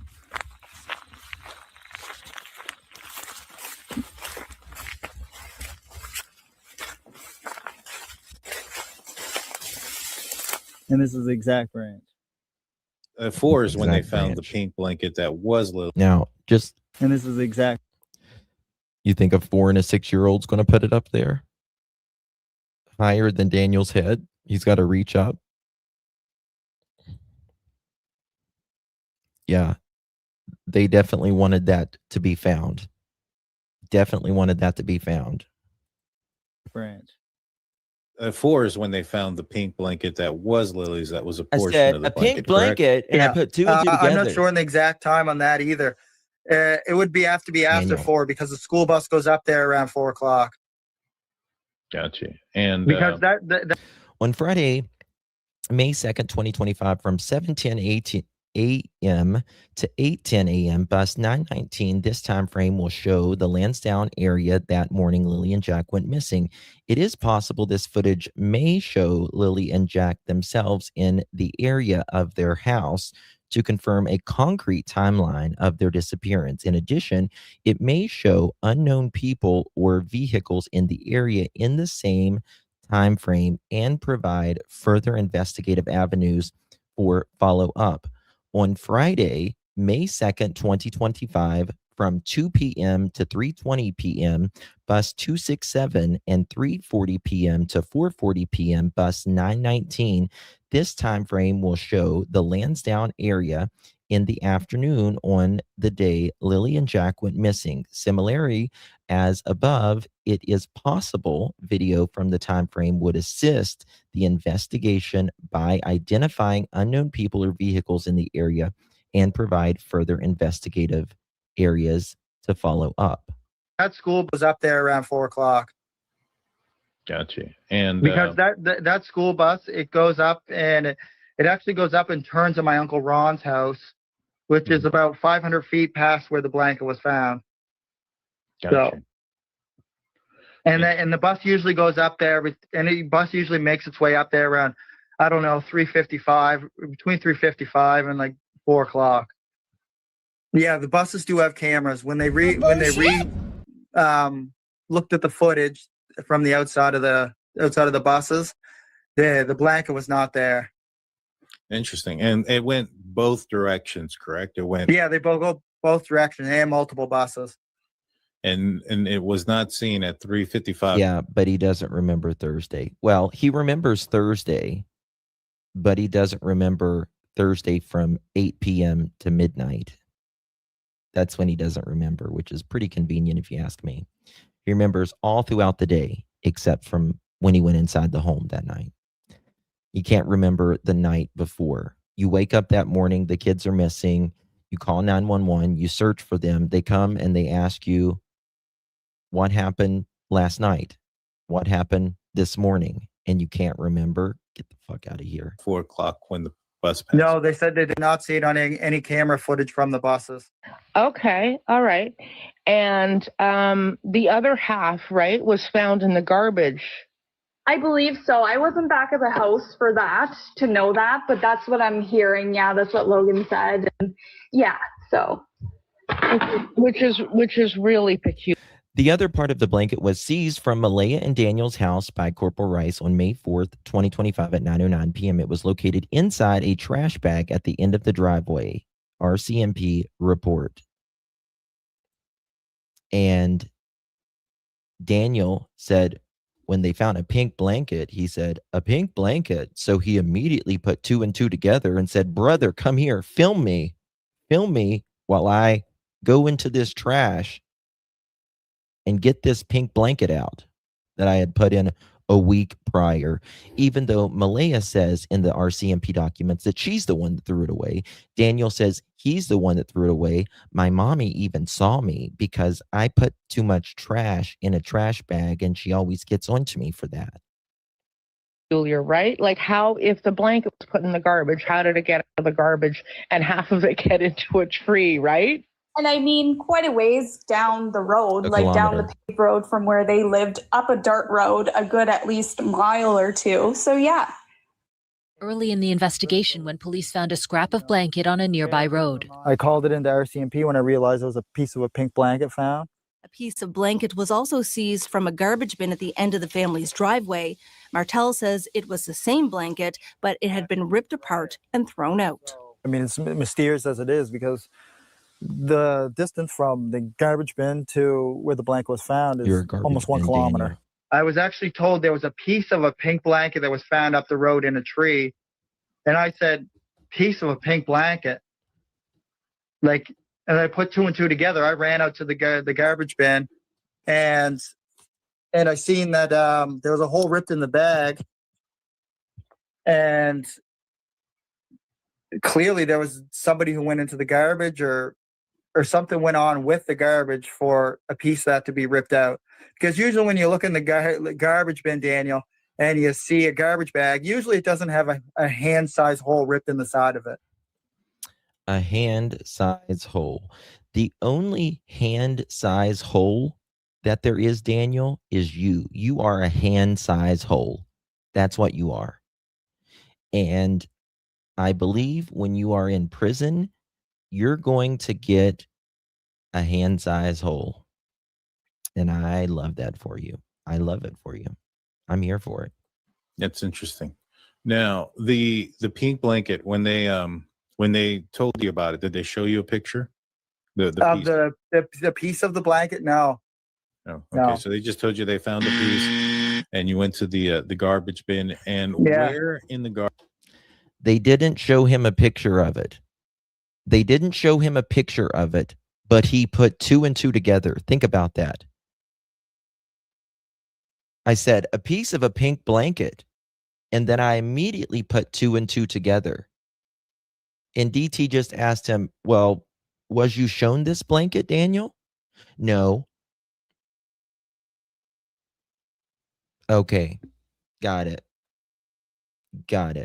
Garbage bin was the bag that had the other part of the blanket. Was it towards the top, in the middle, there was, bottom? These were like large industrial sized garbage bags, right? Okay. And Mom would always yell at me, don't put. You probably stole them from work. So much garbage in one bag because I would always make the bags like really heavy, right? Okay. And so I had the blanket was in a garbage bag, but there was. Look at this bass mouth little buffoon here. He's got a smirk on his face while he's speaking about his 2 missing stepchildren.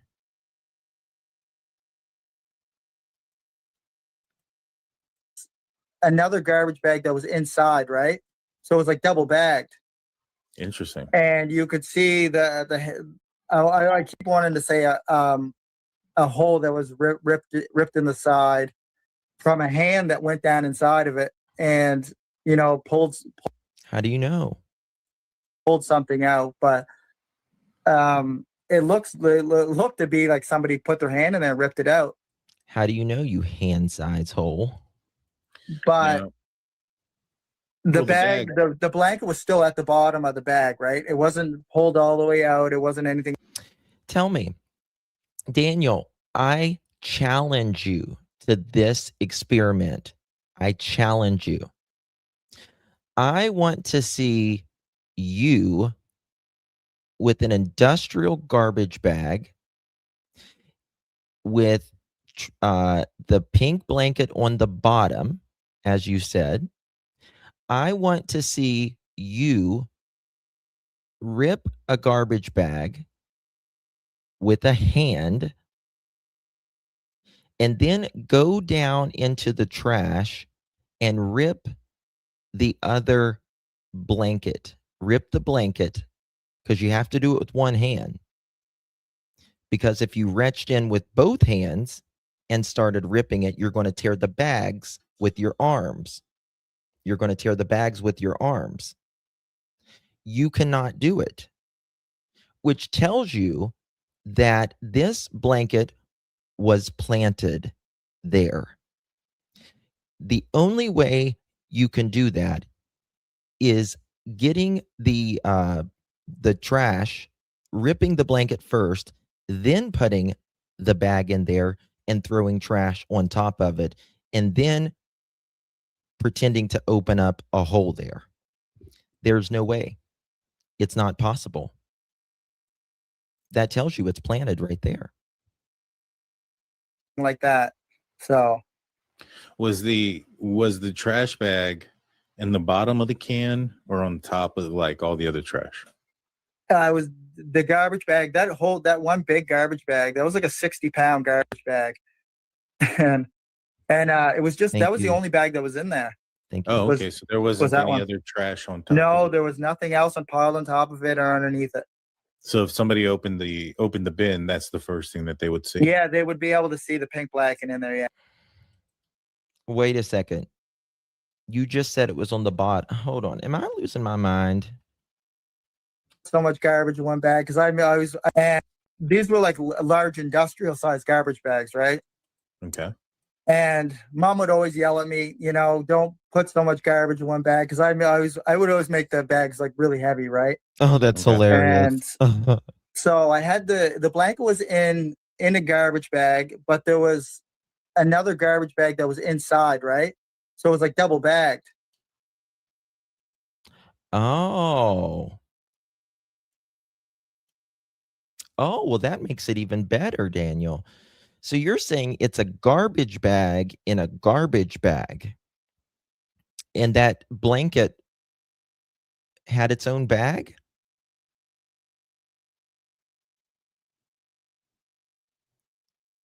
That shows you it's even more planted, in my opinion, because you couldn't have done that.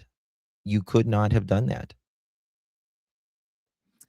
Try to make a hole with one hand in a garbage bag, right? Because you have to do it with, well, you can open the outside with two hands, but then opening up that other garbage bag, when you reach in there, you can't rip a blanket with one hand.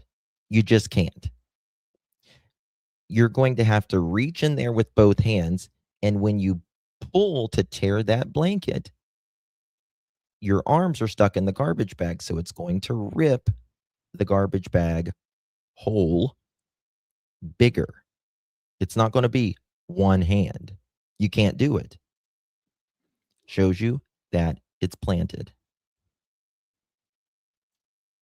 Interesting. And you could see I keep wanting to say a hole that was ripped in the side from a hand that went down inside of it and pulled something out. But it looked to be like somebody put their hand in there and ripped it out. But the blanket was still at the bottom of the bag, right? It wasn't pulled all the way out. It wasn't anything like that. Hold on. What? The blanket was still at the bottom of the bag. You see what I mean? How he double talks? He just says the blanket was at the bottom of the bag. But now listen to what he says right here. So was the trash bag in the bottom of the can or on top of like all the other trash? It was the garbage bag, that one big garbage bag. That was like a 60-pound garbage bag. And it was just, that was the only bag that was in there. Oh, okay. So there wasn't any other trash on top. No, there was nothing else piled on top of it or underneath it. He just said 10 seconds ago, it was on the bottom. And then he just said there was nothing on the bottom or the top of it.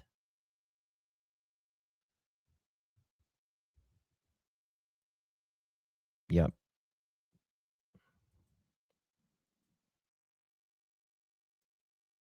And then 10 seconds later, you just said it was on the bottom, Daniel. So if somebody opened the bin, that's the first thing that they would see. Yeah, they would be able to see the pink blanket in there. Yeah. Okay. And so it seems like in the documents that it alludes that they showed you guys a picture and that you guys confirmed it. Was that, if you didn't see a picture, do you know if Malaya did? I'm not sure if she did or not. Daniel, you saw a picture of it and you lied to the news for a week about the boot prints that was found and the blanket that was found. The only footprints you would talk about is the ones the RCMP did not confirm, which was the footprint, the single footprint that was in front of your mom's freshly raked camper. I have no idea. You do. What's interesting is that Malaya's sister found this blanket along with two other family members the day the children were reported missing in the afternoon. Then Daniel suggested that the people who found the blanket planted it. So I spoke with Malaya's sister. Yes. Daniel blamed Malaya's sister for planting it. They came out and searched for their niece and nephew, and mom's boyfriend, the stepdad, Daniel, is blaming that they planted a blanket. How the hell did they know it was in the trash? And more importantly, they didn't get there until hours after Jack and Lily vanished, and there was cops everywhere. Do you think they're just going to be digging in the trash right in front of everybody with one hand and tear out a piece of a pink blanket and then go plant it a kilometer away? And then like, oh, we found it. Well, Daniel, in my opinion, you made it very easy to find. You put it right there on the corner, way up in the tree, so, people could see it. Eye level for most people.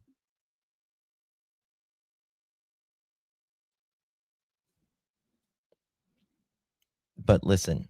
Haley Ferdinand, who found the blanket, and she denies having planted anything. We most certainly did not. And that's on everything I have, the person I am. I would not do that in the midst of to obstruct a case for missing children.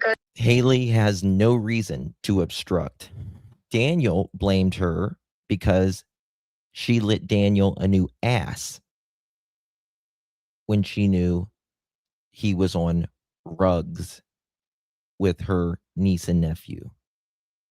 Other than Belinda, Haley has been the only real one out here. Regardless if they're related to me or not, I would never. So why do you think Daniel is suggesting that you planted it? He told that to me as well.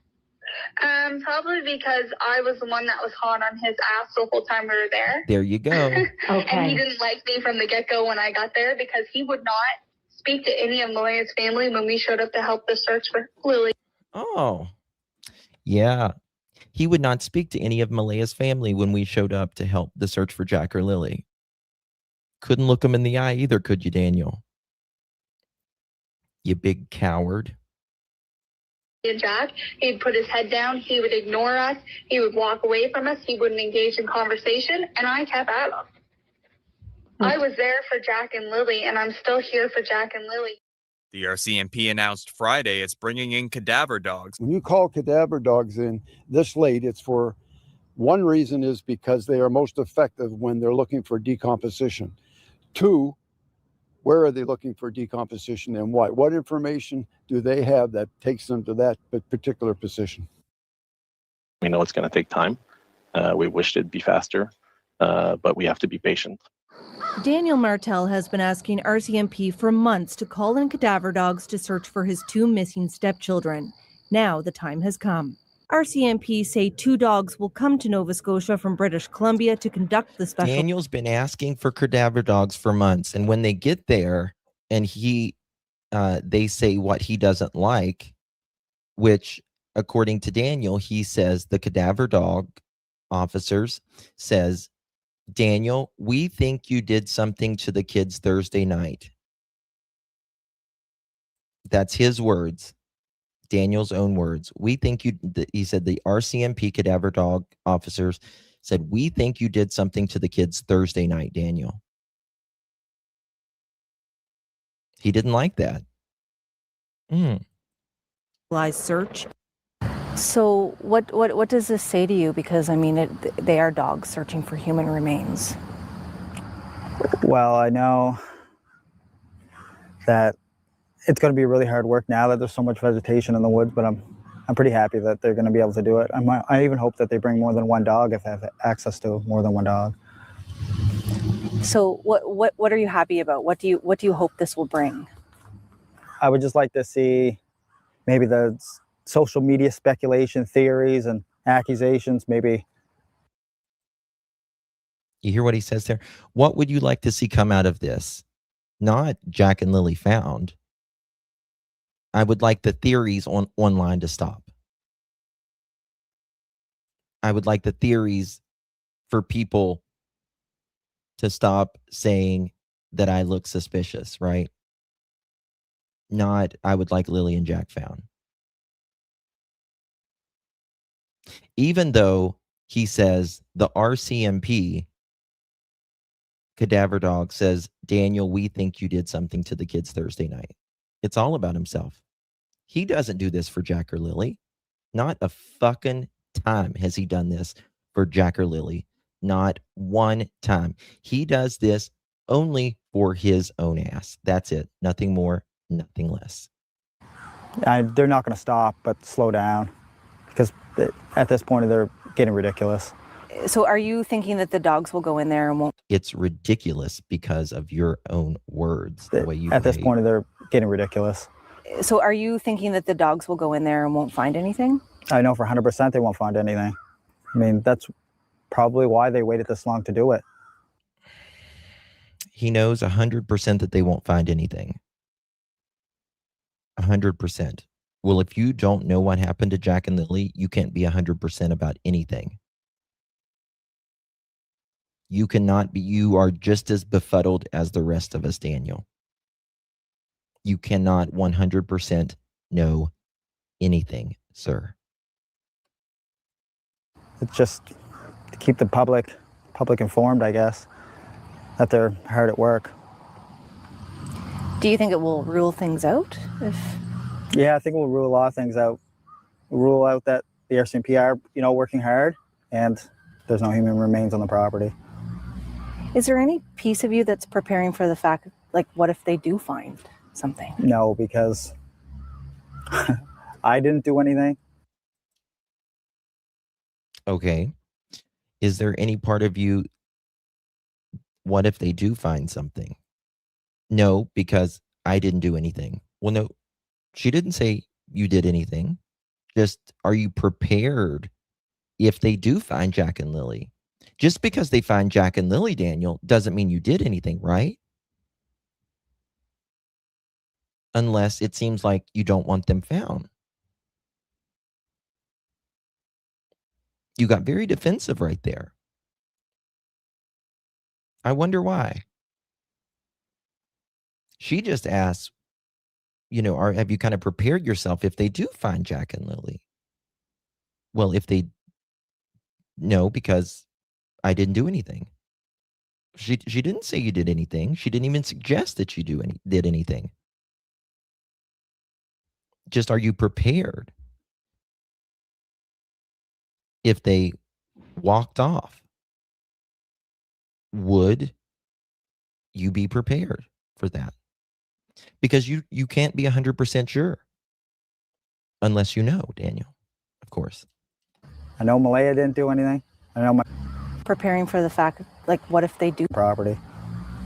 Is there any piece of you that's preparing for the fact, like, what if they do find something? No, because I didn't do anything. I know Malaya didn't do anything. I know my mother didn't do anything. Those are 3 people on the property. Even though he says he will visit Malaya in prison. And now his story is, I know I didn't do anything, and I know my mom didn't do anything. Now it's that. Here he says all 3 of them didn't do anything. But again, how can he be sure that his mother didn't do anything? Because remember, he claims he was sleeping in bed, but he also wasn't sleeping in bed. It just depends which story you listen to him with. So, how the story has changed. RCMP, open up. A bullshit? A bullshit? A bullshit.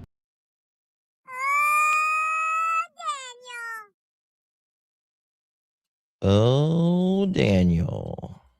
I mean, after the polygraph exams, they should have known right there. No. A polygraph examination is a tool.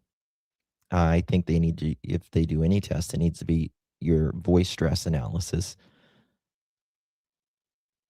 So, no. We didn't kill any of the kids, or we didn't kill the kids.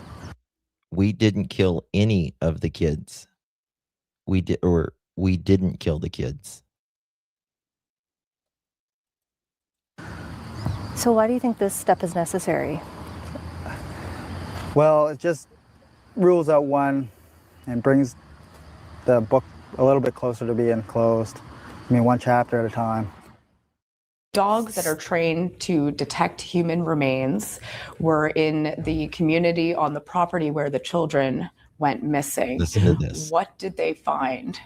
Well, they did not find or signify any, identify any scent of human remains during their search. So none. They searched the property around the family's home. They searched the area where we found the pink blanket, the pipeline area, and the intersecting trails, and they didn't. The dogs didn't indicate on any scent of human remains during those searches. How many days were the teams on the ground? I believe it was around 3 days, and they searched roughly 40 kilometers of area during that time. Did one of the handlers question the children's stepfather, Daniel Martell? I can't comment on what was said between. Yes, they did. They certainly did, and that's why he said, "I can't comment. I can't comment on that." Yes, they did, and Daniel's going to probably tell you here in just a minute. Mr. Martell, the dog handler, that's really not something I'm aware of or have knowledge on, and I don't have any comment there. So, would it be common practice for a dog handler to question people who are involved in investigation? There may be circumstances. I mean, I'm not sure that there's strict protocols on talking or not talking. I mean, when a dog handler, and maybe not protect this circumstance, but if you show up somewhere and you need to use a dog, you would probably gather some information to help you get that started. So there could be reasons for sure for PDS to be talking to somebody at the scene to get the information they need. But again, there's no solid and fast rules on that. So yeah, there may, they may talk to people. What happens now? Now we continue on with our investigative work. Nothing stopped from the second day of this investigation when major crime took carriage and began collating and sorting and organizing the information. Is something going on in chat?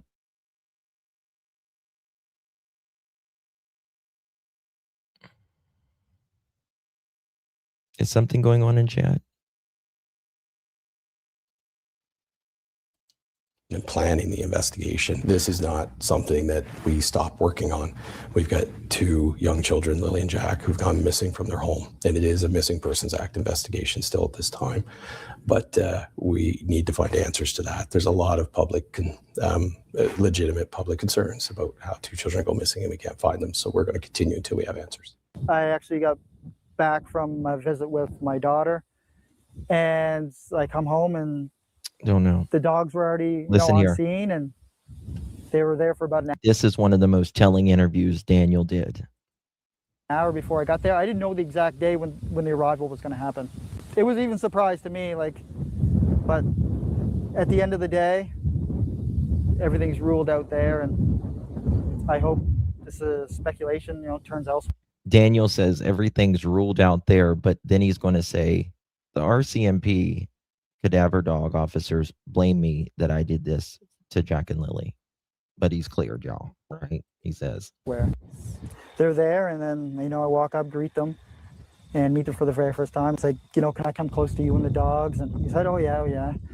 And then, investigators were there, or one investigator, and, had a conversation with him, and they said, yeah, we're going to do the property. I said, perfect, let's do every square inch. And that's when it began with, where do you think we should search? And in my mind, these guys are the best. They're supposed to be the best. They should have mapped the terrain, looked at satellite imagery, and found every single speck on that property that needed to be searched. And they should have had, better coordination with reviewing those maps and people involved from the start with search and rescue to determine areas they need to search. But I said, you're welcome to do it anywhere. They did inside the house. They did, everywhere. Vehicles. They did everything they could. And they ran from one side of the house to the other, waiting for the dogs to, bark or pick up a scent, and nothing was located. Same with all the property. There was no indication of anything. They did up the road. They did the blanket site. They did pipeline where the boot print was found. They exhausted every single area within Lansdowne. Yeah, the pipeline trail right here where we're standing. Mm-hmm. They did. They spent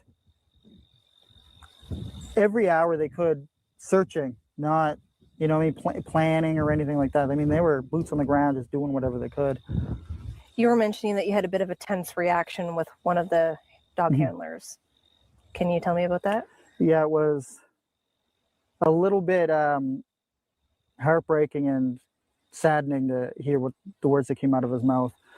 And for me, all I was trying to do was ever help. That's all I've been doing is cooperating, and to see that and hear that, it was pretty saddening. He said your Thursday and all the way leading into Friday morning, there's not enough detail. And I said to him that right here, Thursday was just an ordinary day until I woke up on Friday morning.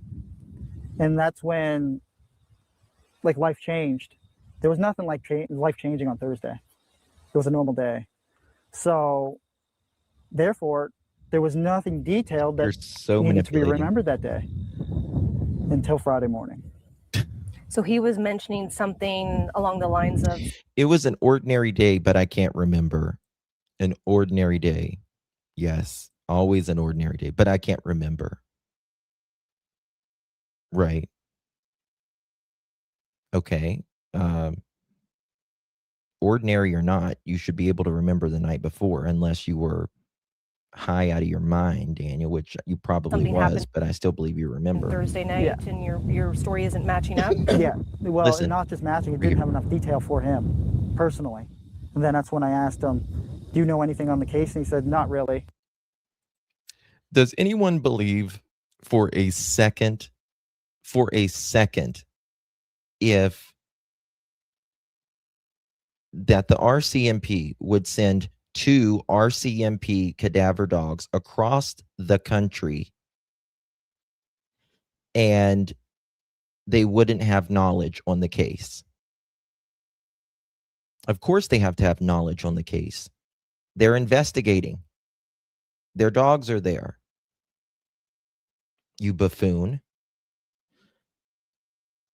He's so stupid. Now, listen to what he says right here. It's one of the most truthful things Daniel has said. I've seen you on the news once. And that kind of right here alarmed me, or, shocking, because you're having somebody that's trying to get you to admit to something and they don't know any details. So therefore, my Thursday didn't have any details. Your knowledge of the case didn't have any details. So you shouldn't try to force something on me without knowing any of the background. Did he make any accusations at you? Yeah, he did. He said that right here. Thursday didn't have enough details, and we think you did something to the kids Thursday night. Boom. Right there. Boom, boom, boom. We think you did something to the kids Thursday night. We think you did something to the kids Thursday night. Just like the neighbors heard Daniel's car, they know what Daniel's car sounds like going in and out of his property Thursday, well, technically Friday morning after midnight. Thursday night going into Friday morning after midnight to about 5:30 in the morning. Not one neighbor, two neighbors. And that tells you right there, in my opinion, that the RCMP does not believe Daniel. And again, that something happened to Jack and Lily on Friday, the early hours of Friday morning. They were removed from the home, was executed and carried out. They were concealed, and they are still concealed to this day.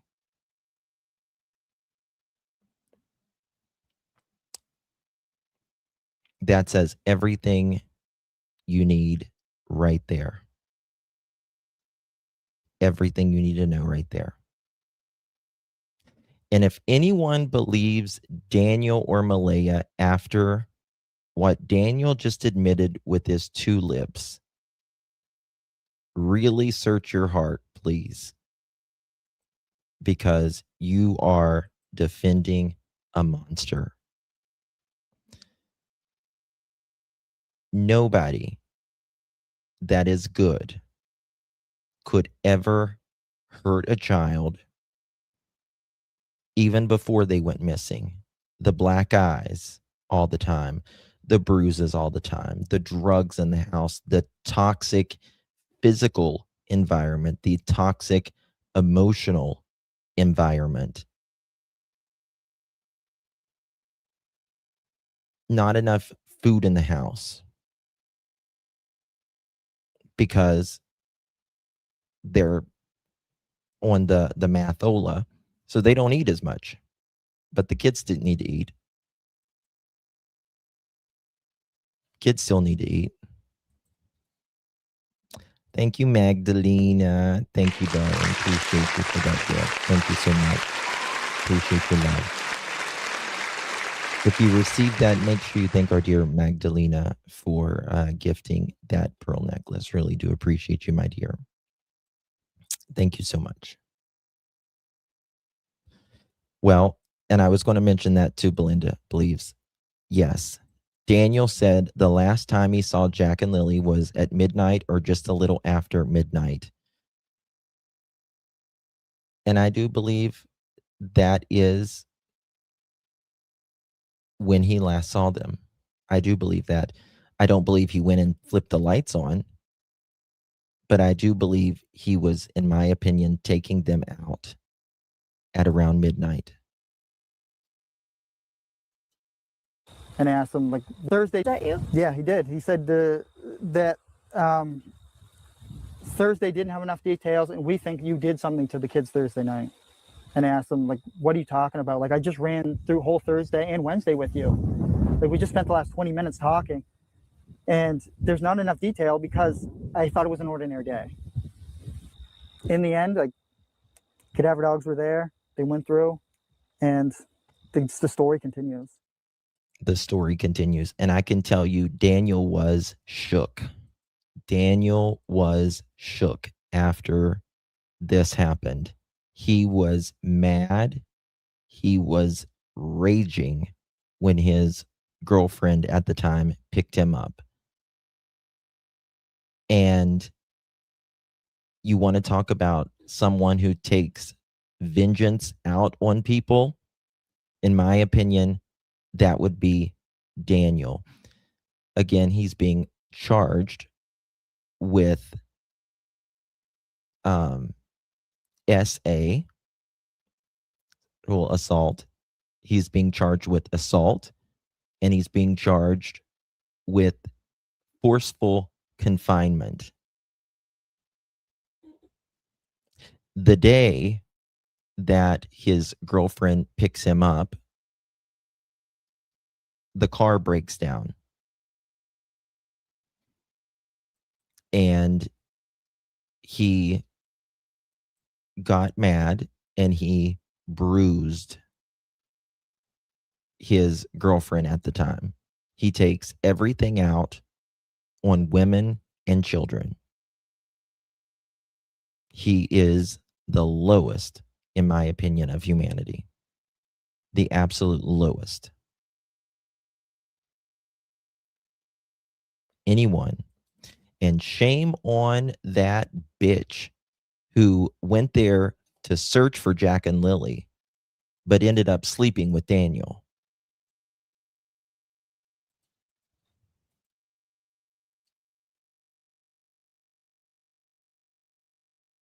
The mother of Lilly and Jack Sullivan, who have been missing for over 5 months, released a statement, a written statement. I'm going to read what she had to say for those who didn't see this yet. As a mother, I love my children more than life itself and feel so heartbroken not being able to hold my 2 children, Lily and Jack, kiss them, breathe in their scent, or tuck them into bed, dress them, wake up to their sweet smile. Yeah. Oh, yeah. There was a woman that went there to search for Jack and Lily. She went and hooked up with Daniel that day. While, yes, thank you, Green Eyes. While they are searching for Jack and Lily, Daniel's sleeping with the woman, and the woman's supposed to be looking for Jack and Lily. Faces. The longing I have for them to come back home to me is a greater feeling that I could never imagine feeling or put into words how I am feeling. There is not one single day, minute, or second that goes by that I am not thinking of them. I walk into a store and all I see is things they love that I want to get for them when they come home. The candy they like, the clothes they wear, the toys they love. All I see is them. I so desperately just want them home safe and sound, back into my arms where I will never let them go. I am truly traumatized not being able to hear the sweet sound of their voices, their laugh when they would sing a Gabby's Dollhouse song that now only makes me cry when I hear it, because all I hear is Lily and Jack singing along. Not being able to breathe in their scent when I embrace them tightly. I don't want these moments to be memories. I want my babies back home, my Lily Mae and Jackie. The pure pain I suffer of just not knowing where they are has impacted my life and Meadows and my family in the most devastating way. Life feels extremely hard to keep going with no answers. It is just pure lostness. Like I can no longer feel at home anymore. No matter how lost I feel, I have not ever given up hope that my children will be returned. I have all of the faith and hope that I will see them again. Please, anyone with information, come forward. Please do not be afraid to use your voice to help bring home Lily and Jack. Even the smallest details are crucial. She goes on to say, I will never stop searching for my children until they are found and brought home safe and sound. Someone somewhere knows something, so please help bring my babies home. To the incredible volunteers, searchers, investigators, and compassionate strangers who have stood beside us, Thank you. You shown me that love, kindness, and Kimberly. compassion still shine even in the darkest times. Everything you've done has not gone unnoticed. 1000%. Thank you with deepest gratitude, Malaya Brooks Murray. For the first time, we're hearing detailed accounts from neighbors who were awake in the quiet hours before 4-year-old Jack and 6-year-old Lily Sullivan disappeared. According to court documents, neighbor Brad Wong told police he heard a loud vehicle coming and going 3 or 4 times after midnight and into the early hours of the morning.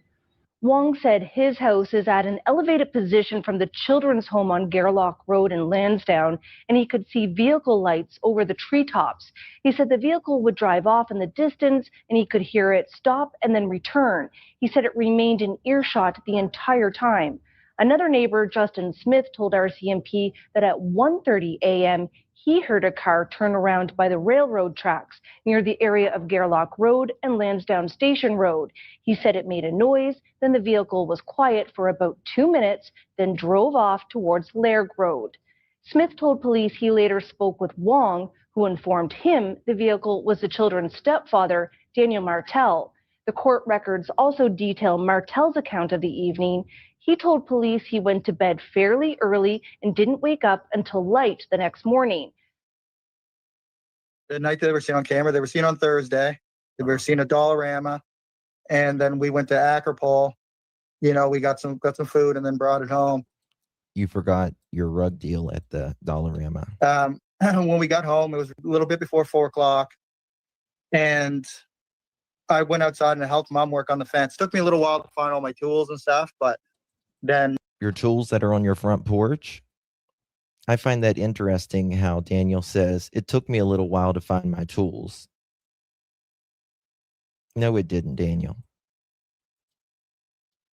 But why do you say that? You know, after I got my drill and everything else, and I helped Mom work on the fence for quite a few hours until it was just coming on to dark. And then after it was dark, I came back inside. What I remember, the kids were sleeping, but when you're looking back in time, Daniel, it's hard to, kind of remember everything. And it's hard to remember if the kids were sleeping. It's not hard for you to remember. Hey, Frosty, it's not hard for you to remember something that might make you look good. Seems like it's only hard for you to remember things that might incriminate you. Get a feeling for how the night really was, because it just seemed like a normal night, right? When I came inside, I thought the kids were sleeping. And you thought the kids were sleeping? You were in the home 4 hours. Okay. Daniel says he goes inside about 8 o'clock. Okay. Listen up, Daniel, even though you don't watch YouTube. You're watching me right now. At 8 p.m., Daniel goes inside. Jack and Lily are put to bed, allegedly, at about 10 p.m. That means Jack and Lily were up and loud, as Malaya said, and they were very hyper for 2 hours while you were inside. But you thought they were asleep. Got it. Malaya says she put the kids down, Jack and Lily down at about 10 o'clock, as the RCMP documents state. And about 11 o'clock, she puts herself and Meadow down. Daniel was going to stay up. He said he was going to clean the house, but when Malaya awoke, the house wasn't cleaned, so she didn't know what he did that night. So from 8 to 10, kids are awake, allegedly. The kids are loud, and you thought they were asleep. No, you didn't. You're not telling us the truth, just like the RCMP said. We think you did something to the kids Thursday night, Daniel. That comes from directly your lips. So at 10 o'clock, she puts the kids down for bed, allegedly, which I don't believe either. But let's say it's the truth. You're going to know when the kids are in the house awake, and you're going to know when the kids are in bed asleep.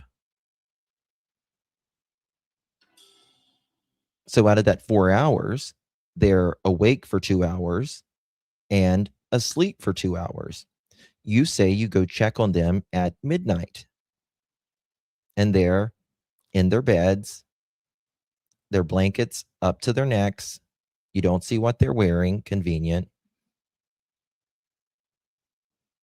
And that's the last time they're checked on. But then you were supposed to clean the house that night. But Malaya says you didn't. So she doesn't know what you did.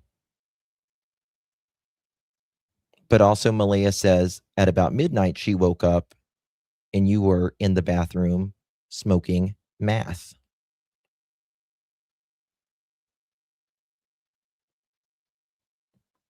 You're all lying. That's why I don't support any of you. It's apparent. Thank you, Helicopter. Thank you again, baby. Appreciate you. Thank you so much for gifting. Appreciate that. Thank you, my love. You received that. Make sure you thank our dear Helicopter Mama for gifting that pearl necklace. Thank you so much, love. Daniel probably said, I'm going to get high and clean the house. Probably. I don't believe Daniel ever cleaned, though. I could have swore they were sleeping, but it says in the documents that she had them up till 9 or 10 at night. That's right. That's right. She certainly did, Daniel. I could have sworn they were asleep. You know, you just can't remember those ordinary days, though, right?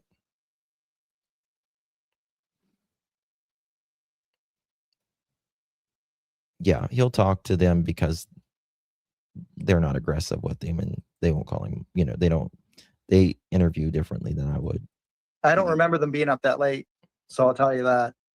I went to bed actually a lot later than Malaya did, I think.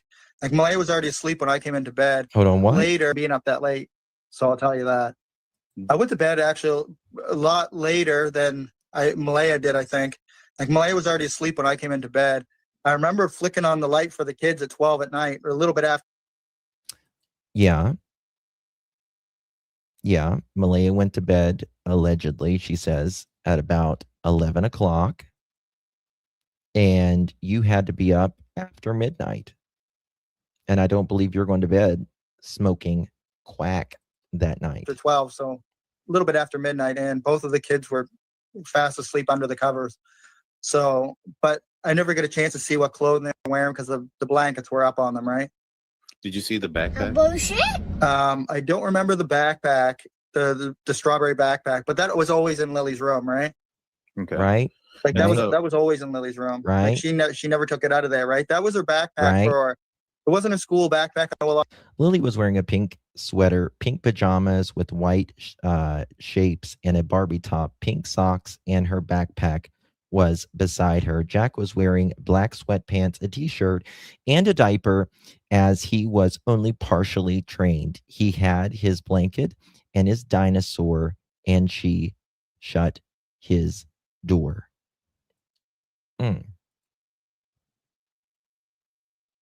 Interesting. Interesting. But Daniel said, I've got the text messages where he says, the kids aren't wearing what you think they're wearing, and I'll just leave it at that. Why wouldn't you tell the RCMP what they're actually last seen in? He said investigators don't want that out. Investigators always want the last thing that they were wearing. lot of people think that. And make that public. But she actually had a pink LOL doll, like for school, and that was her. And the backpack she ended up taking was the one that we bought for when she took to her grandmother's, right? Which would be Cindy Murray. So when she goes on trips, this was the backpack for trips. Yeah. She didn't take her school.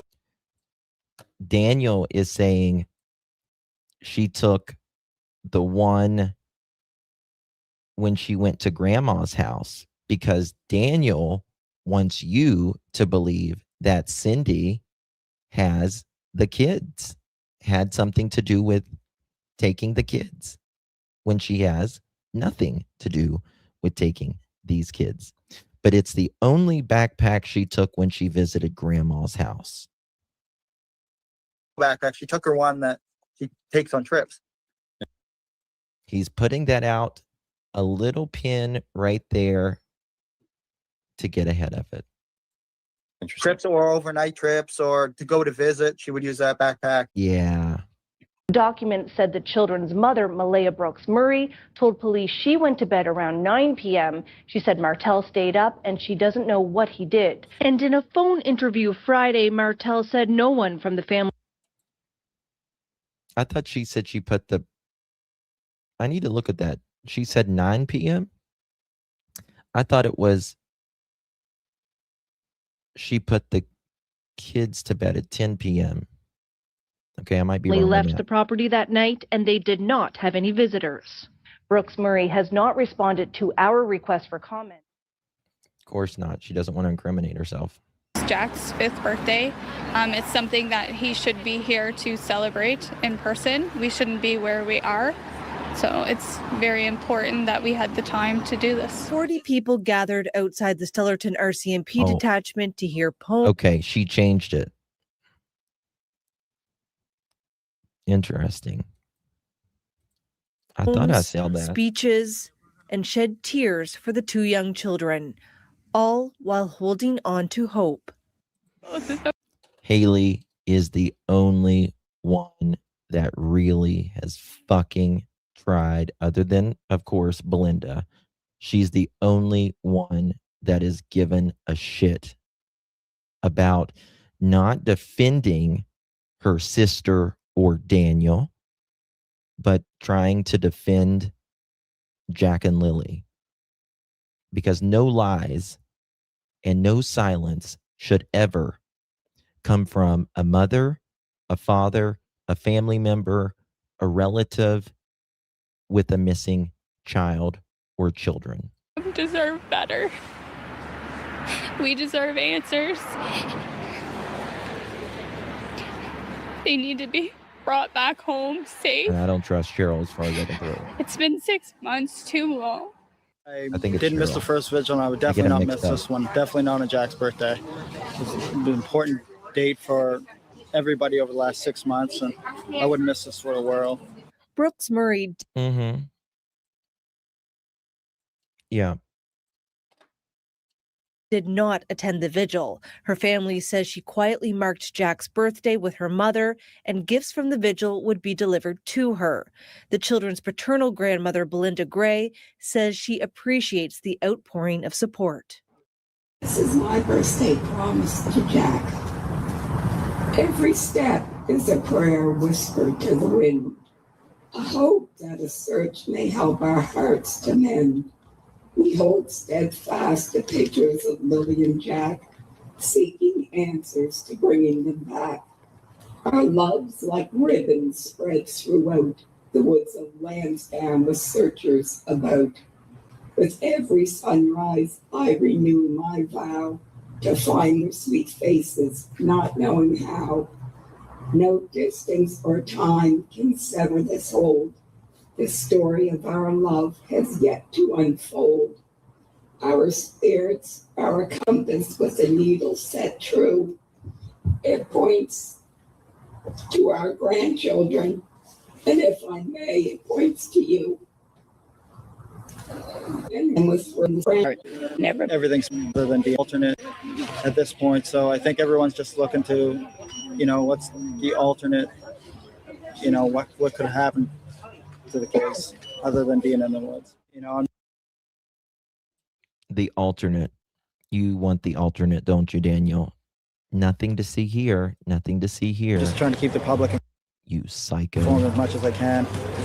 And I don't know if I'm the best voice to be speaking for Lilly and Jack, but you know, I'm still going to do it anyway. And for the You're kids, not speaking people for are Lilly still and Jack, standing here in the you're speaking cold, for yourself. just you know, for Lilly and Jack, especially Jack on his birthday. Good evening, everyone. Thanks for being here. Our hearts continue to go out to Lilly and Jack's family and their loved ones, as well to all the community.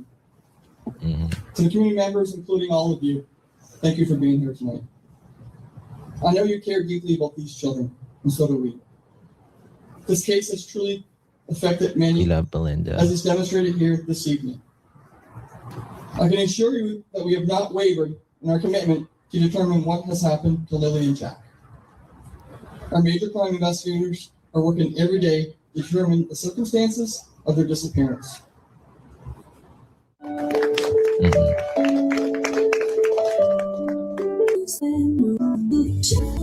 Any sign of 5-year-old Jack Sullivan and his 6-year-old sister Lily. These volunteers split into 6 groups and There's the bridge where the star was 6-year-old found. sister Lily. These volunteers split into Isn't this the bridge where the star was found? That little star? 6 groups and spent a day in the woods of Lansdowne. This will be our side. We're going to follow it way down. Eventually, we're going to turn the river and we follow it up past Lansdowne Lake. It's sad, very sad, but it's been 6 months and we need some type of closure to this case. Teams did find a few items of interest. And it looks like it has like underwear burnt, like it's been burned. I'm pretty sure that. And it's the t-shirt. So it's a unique design. So we took a picture, we sent it to the RCMP. They then spoke to family and they said that it's not something they recognize. Volunteers also came upon a child's bicycle, a blue blanket, and an old geocaching kit with the children's stepfather's name in it. That's why it's so important to relook. Like especially, it's just having a third party come look is so important. At times, it got tense. One property owner refused entry where there are signs for no trespassing. One family member's property, it got tense. That's what happened. One family member's property. Why are you trying to stop us from finding them? You have what? We weren't in the Two field. very dangerous animals. What animals are they? 2 rams. A roller coaster of emotions for everyone involved. The RCMP 2 rams, he says. Daniel, when you're in prison, in my opinion, you're going to get 2 rams. You're going to be walking just like Janie is what you're going to be doing. You're going to get 2 rams 5 times a day. says none of the items found are relevant to the investigation, but with everyone feeling unsettled, the volunteer group now plans to bring in cadaver dogs to do continued targeted searches this week. My name's Dan Moore. Your new nickname is going to be Ram It. Ram It. I'm the criminal operations officer here in the province of Nova Scotia. Across Morrow's 33 years of experience as a police officer with the RCMP, he says one case has stood out to him, the disappearance of Lilly and Jack Sullivan. It's extremely rare. I've never seen it across my career. Yep, 2 kids don't go missing. But while it's rare, what's the part that isn't rare is the complexity of the case, like why it's taking so long, because these investigations have to be... Ram, Lizard Man, the RCMP thinks they can get him. Be done in a methodical approach. Anyone who has children, obviously, from a parental aspect, it deepens that level of concern internally. What happens if it was my child, for instance? You know that song, Ba Ba Ba Ba Barbara Ann, Ba Ba Ba Ba Barbara Ann, Barbara Ann. I'm gonna make one that's ram, ram, ram, ram, ram, a ram, ram, ram, ram, ram, ram, ram, ram. How can I do it? Ram the Dan, ram the Dan.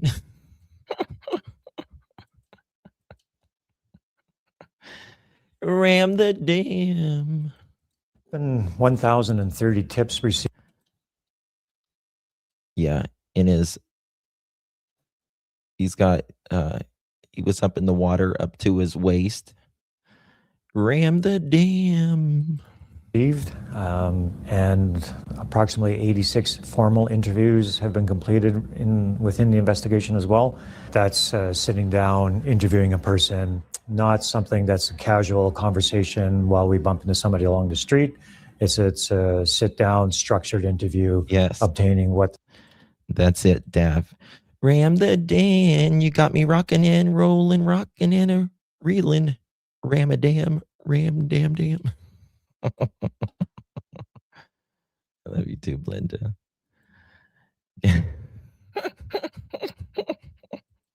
A person knows firsthand. There's also been roughly over 8,100 functioning videos that have been actually reviewed by the team that's supervising the investigation. So there's been a lot of work conducted behind the scenes. It's been documented that 7 people have completed polygraph examinations. All 7 were found to be not lying.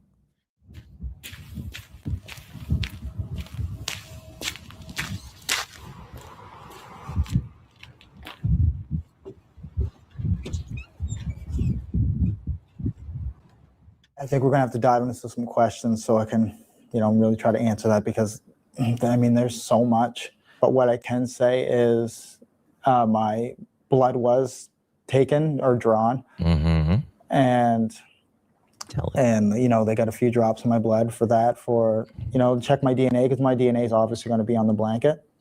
But I can't really disclose, and I'm pretty limited on what I know. What? Few drops in my blood for that, to check my DNA, because my DNA is obviously going to be on the blanket.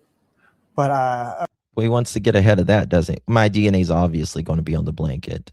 Obviously on the blanket. Of course it is, Daniel.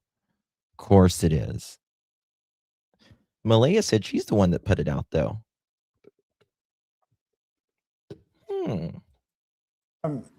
I can't really disclose, and I'm pretty limited on what I know about the blanket at this moment. Do you know of anyone else who had their sample taken? No. Well, that says a lot, doesn't it? The question was, do you know anyone else that sample was taken? Pause. No. You hear that, Janie? You hear that, girl? This is the exact picture of how Janie was looking at me when I was at the pharmacy checking out with nothing but lube and Reese cups. I didn't appreciate it, Janie. I did not appreciate it a bit. I was never disclosed any of that. At this point, I'm very cooperative, and when cooperation does not mean you're telling the truth, Daniel. When they did up the paper for consent on my DNA, they fill in the paper, May 2nd, missing persons case for Jack and Lily, and then they go through it, and then there's the box checked for criminal involvement, no criminal involvement. Listen to this. And they checked the box for no criminal involvement. They were getting his DNA, guys. Now, some people will believe this because they're interested in true crime, but they just take people's word for it. Don't ever take people's word for it. Do your own research, form your own opinion. But he says here, when they were taking my DNA to get analysis on it, they checked no criminal involvement. Daniel, they cannot check no criminal involvement on that when they haven't even got the results back yet. You said they collected it, your DNA, and then they checked no criminal involvement, and they sent it off. They can't even make a decision because they haven't got the analysis back yet. Why are they taking only your DNA, Daniel? Why are they taking only your DNA? And I put my signature on it, and there was my consent. But I've known for, since the start that I'm 100% innocent. What? Abortion?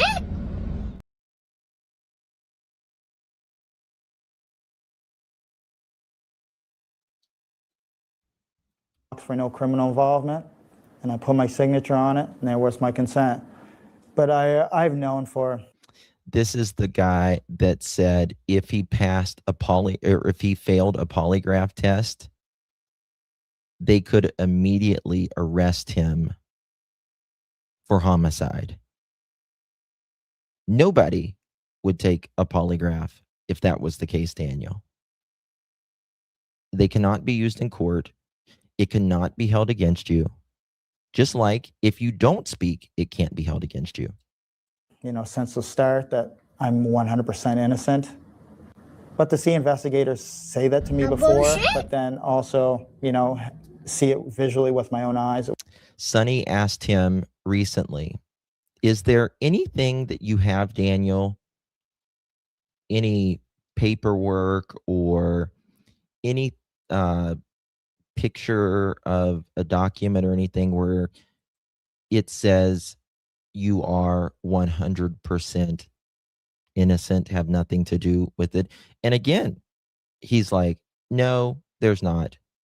Well, Daniel, you are innocent unless and until proven guilty. So, yeah. It was a big thing. You're innocent until you're innocent at trial. Until there's a Do you decision have anything made. to do with the disappearance of Jack and Lily? No. Did you kill them? No. What do you think happened to them? At this point, I'm completely just not sure. I mean, I've thrown speculation out in the past and, narratives that I think, or theories that, what I think may have happened. But at this point, I have to just go with what the RCMP say because they have so much information. They have more resources. They do. And they're the ones that are fully invested in this case. They have the, intellect. They're the ones fully invested in this case. But Daniel, you should be fully invested in this case, and so should Malaya. Fully invested. These are your stepkids, right? You say that you did everything for Jack and Lily. You said that when everyone was searching, that they would only come to you in the woods, that they would not go to anybody else.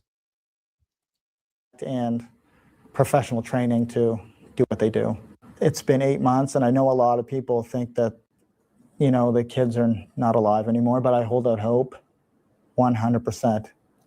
I'll always hold out hope every day because there's no reason not to. Do you think it's criminal? Yes. But it will He does think it's criminal. not pivot to a criminal case or a criminal investigation from a missing persons until they have a suspect. And I do think it's criminal, but it won't pivot to a criminal case until they have a suspect. Which is true. It's not criminal till it's criminal. But I believe in my opinion, I believe that they've been working on a suspect or suspects for months. they're going to be investigated and then, formally charged. There have been allegations from Malaya's friends and family that you were abusive to her. Were you? No. They said that when she moved in with you. Now, this is fucking great, by the way. This is great because this reporter asked about Malaya. Were you ever abusive to Malaya? Were you ever abusive to the kids? He answered it. And then right after this interview, he was charged with 1 count of assault, 1 count of SA, and 1 count of forcible confinement. Fast forward to Sonny's interview the other day, and he was like, this one of the reporters, I don't know if it's her or whatever, he's like, they called and said, "Are you arrested, Daniel?" And I hadn't even been arrested yet. So he's very paranoid about that.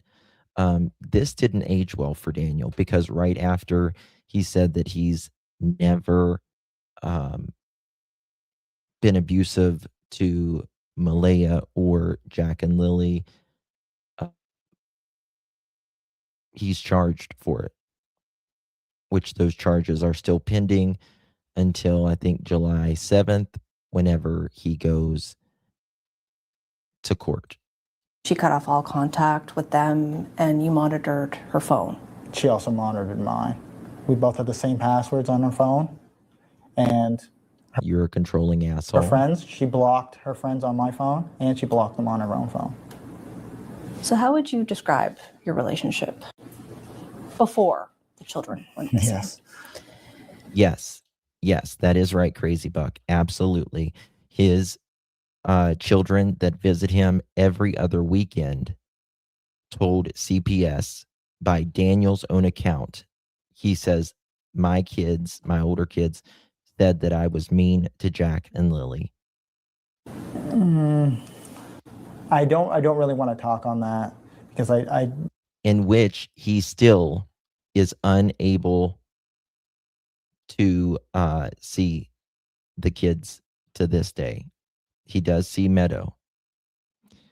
Yeah, I moved it to 9 o'clock. I don't really want to talk on too much to do with Malaya. Thank you, my dear. It's best that we don't. Okay. Newly released court documents provide a closer look at the relationship between their mother and Listen to stepfather. this. Malaya Brooks Murray and her boyfriend Daniel Martell were together for about 3 years before Jack and Lily disappeared on May 2nd. All of them lived in the Lansdowne trailer where the children were last seen. According to the documents, Martell told police they'd been fighting about money. His mother also referenced financial difficulties. The new records disclose Fighting about money. Yep. Because the that in an texts weren't coming in. Daniel RCMP messed that interview, up too. Brooks Murray said Martell would try to block her, hold her down, and once he pushed her. She said he would also take her phone. Now that's interesting. When asked if Daniel was physically abusive, Malaya said he would try to block her, hold her down. I wonder if that's forcible confinement. And once pushed her, she said he would also take her phone from her when she tried to call her mom, which would sometimes be physical and hurt. Interesting, isn't it? Very interesting. That's a lot of money. Yeah.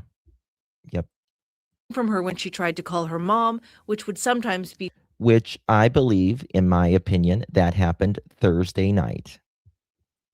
And I bet you when this goes to trial, we will learn, mark my words, May 25th, 2026, 6:58 p.m.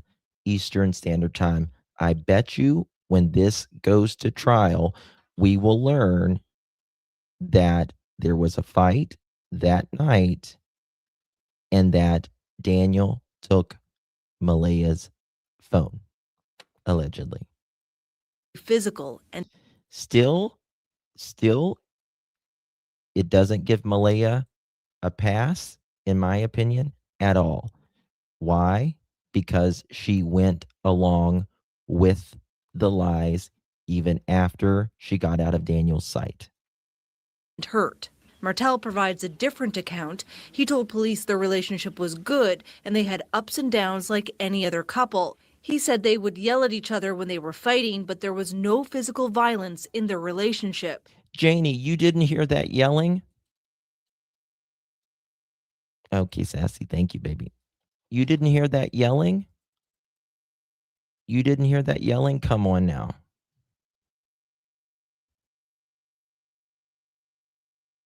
No, they wouldn't, Sassy. No, I got your email. No, they wouldn't.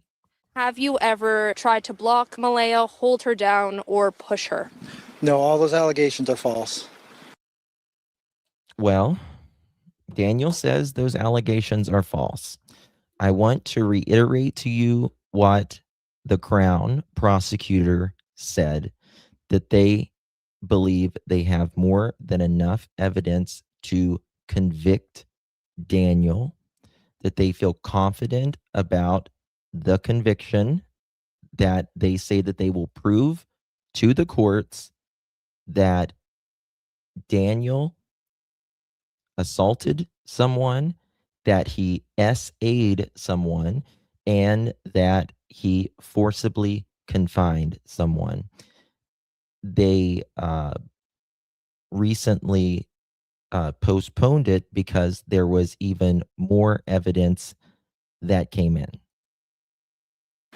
And as I said, it was just to paint me in a bad light. That's basically why there's. Not only that, the RCMP spoke to Daniel's ex, and she says that they wanted her to prosecute Daniel for the things that he allegedly did to her. All of those allegations of abuse came out. I never physically abused Malaya.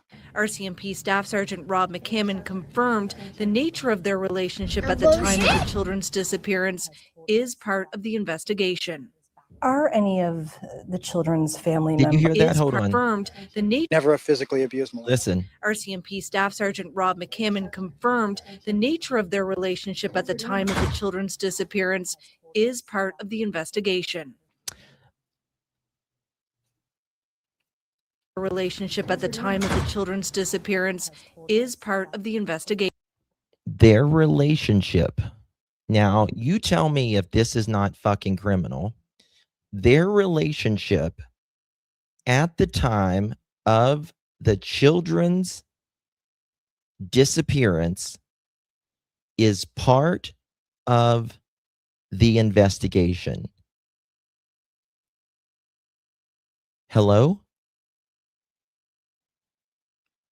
That sounds like two people right there. Boom. Boom, boom, boom, boom, boom.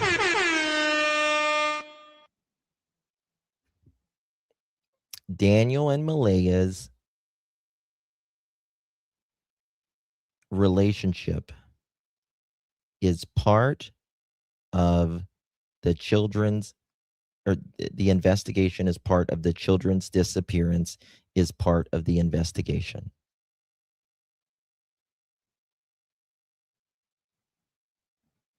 There you have it. I just heard that. I've listened to that 1,000 times and I just caught it. Never physically abused Malaya.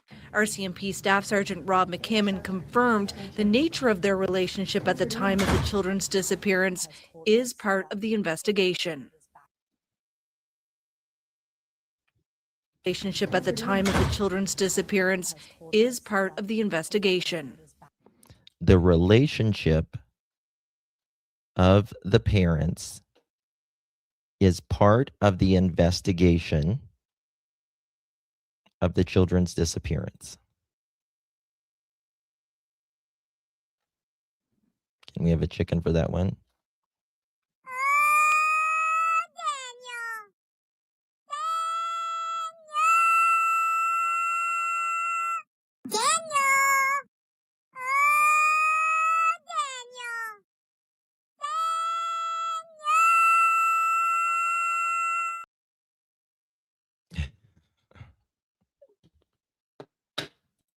There you have it.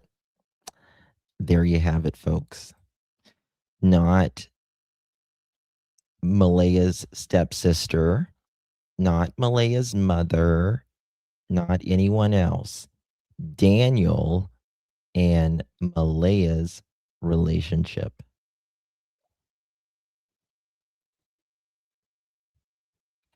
Abuse Malaya.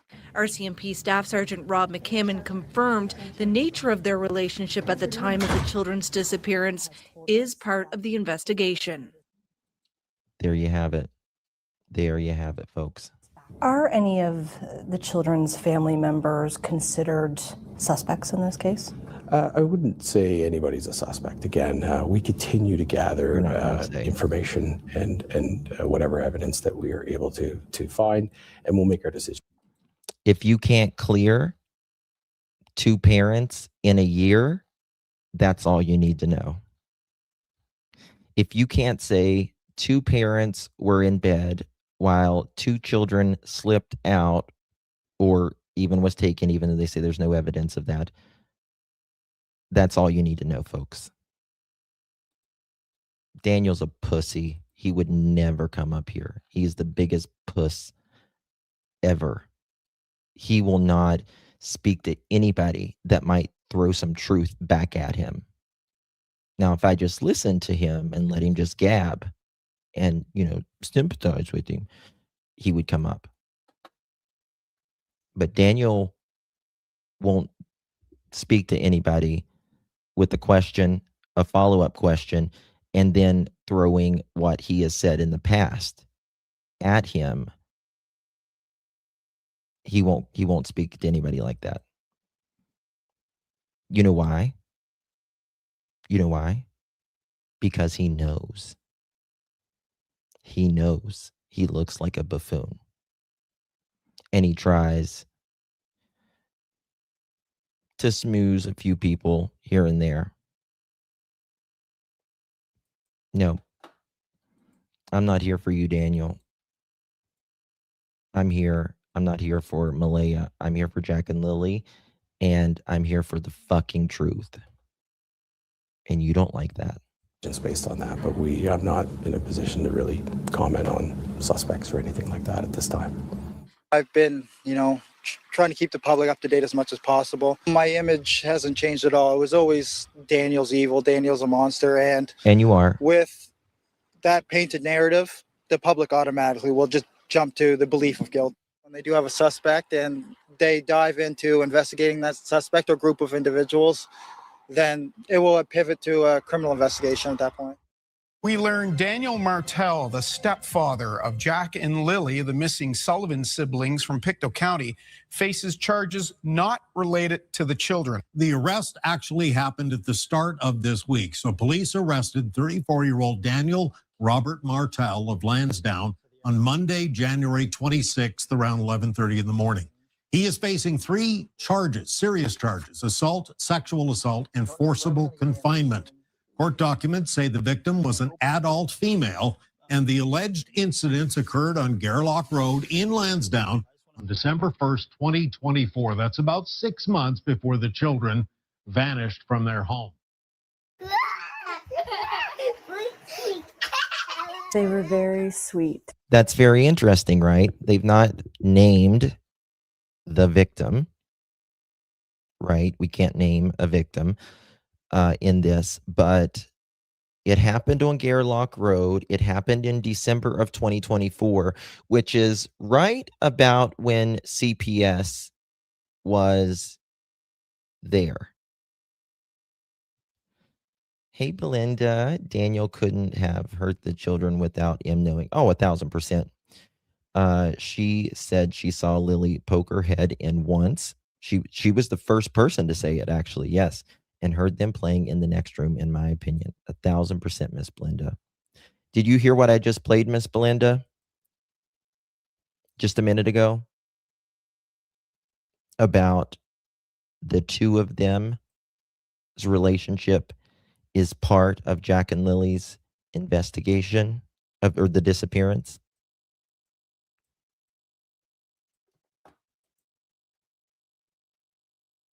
Mm-hmm. Got that. Mm-hmm. They might as well have said who it was. I mean, I agree, but I guess it's the laws in Canada. Kids. Lily's laughter, she was so exciting to be around. She was full of life. Cute. And Daniel and Malaya, those kids should still be full of life. They should be full of life right now. And you need to say where the hell they are.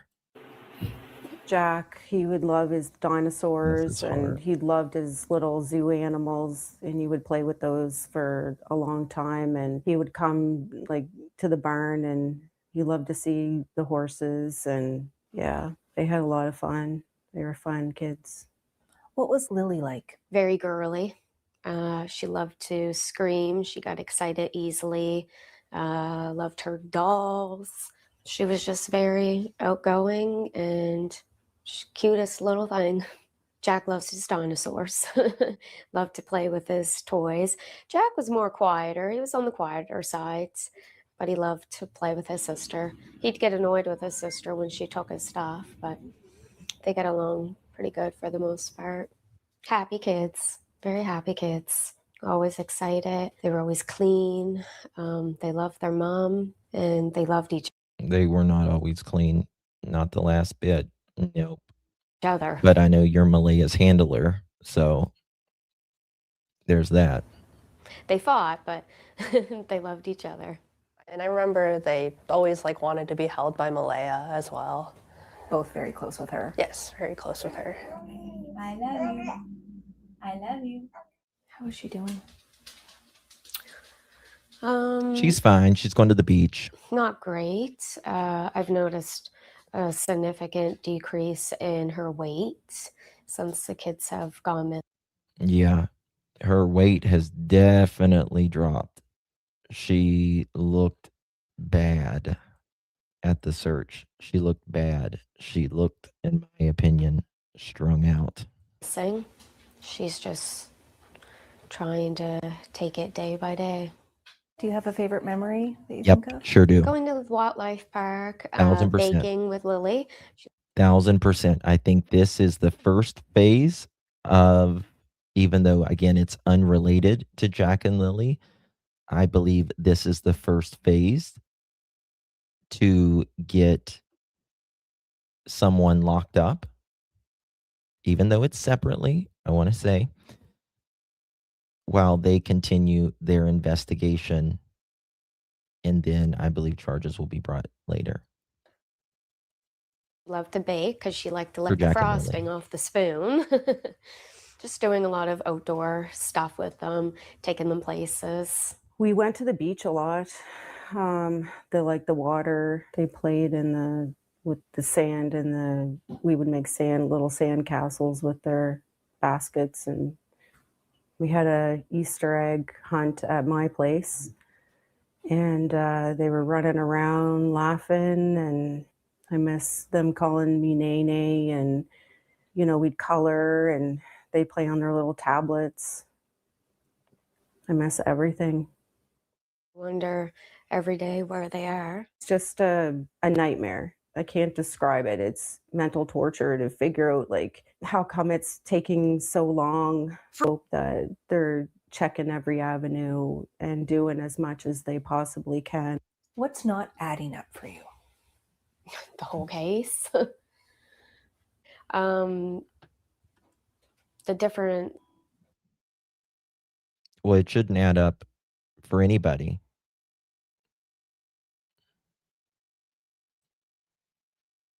Justin, in the other chat, I asked about asking Anita about the backpack, and she texted Wade, and he said they never saw it before. Lily always had her pink one. Interesting. Well, and this is the thing. Daniel put that backpack, in my opinion, out there to make it look like this is, grandma's backpack that they, when they go to her house, because he was pointing at Cindy. Very interesting. And both Daniel and Malaya said they couldn't believe it wasn't found. Kids,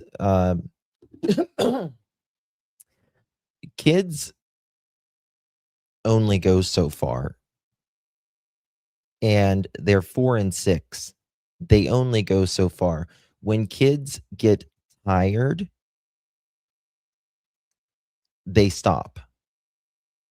They go lay on the ground and they're found, hopefully alive. But when they get exhausted, they go no more. They will be found on the ground. And they're not going to carry that backpack all across tarnation. They're just not.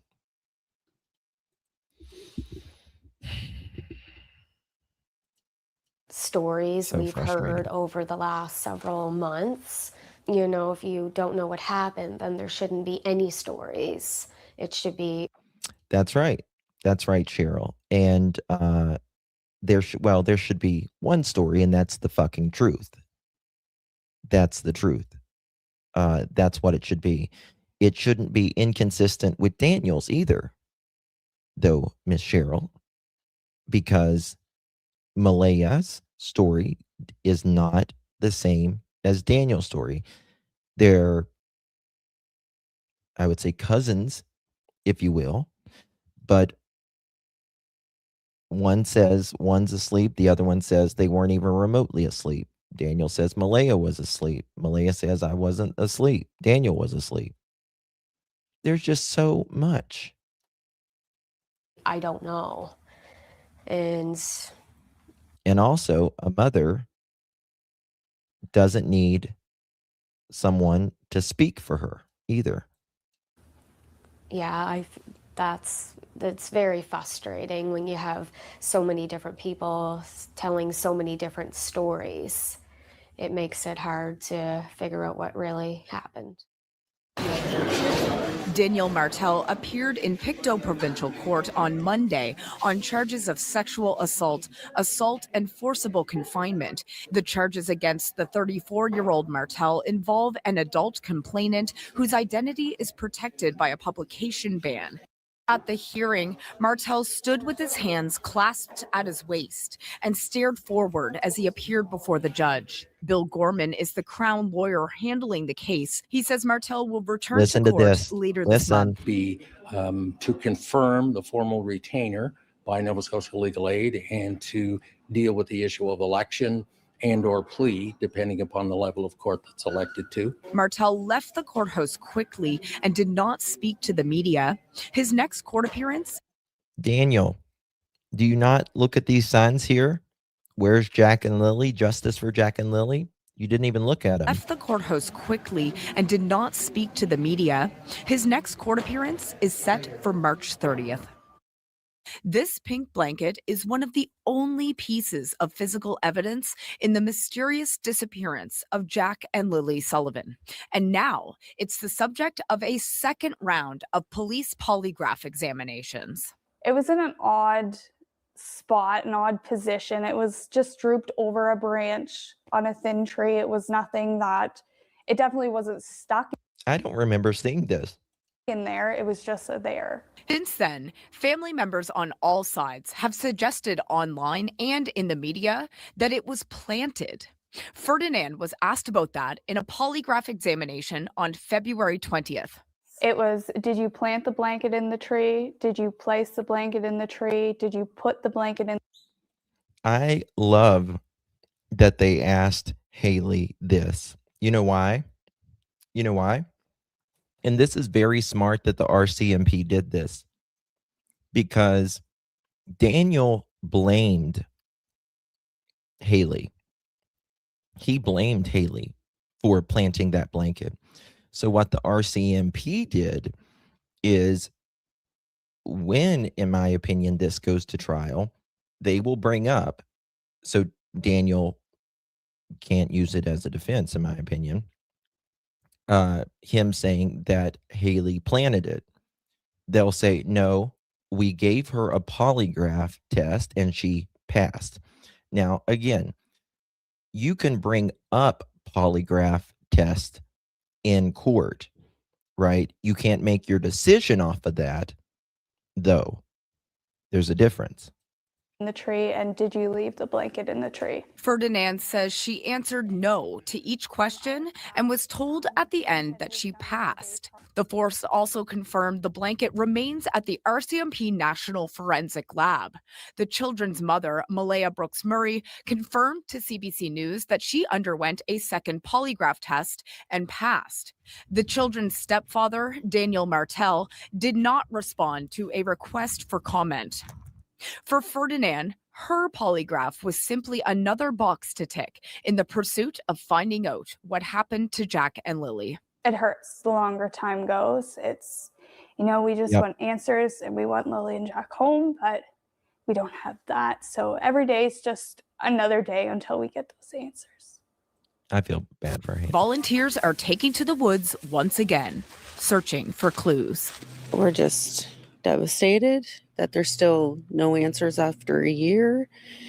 I can't really put it in words how hard this has been on myself and my family. The lack of answers is what has brought searchers back to Lansdowne, including Brooks Murray. The children's mother has stayed mostly silent over the past year amid harsh criticism from online sleuths. But she decided to partake in this latest public search to show her support and appreciation. There's Malaya. This small boot print was discovered near where the boot print cluster was found, and RCMP are reviewing it.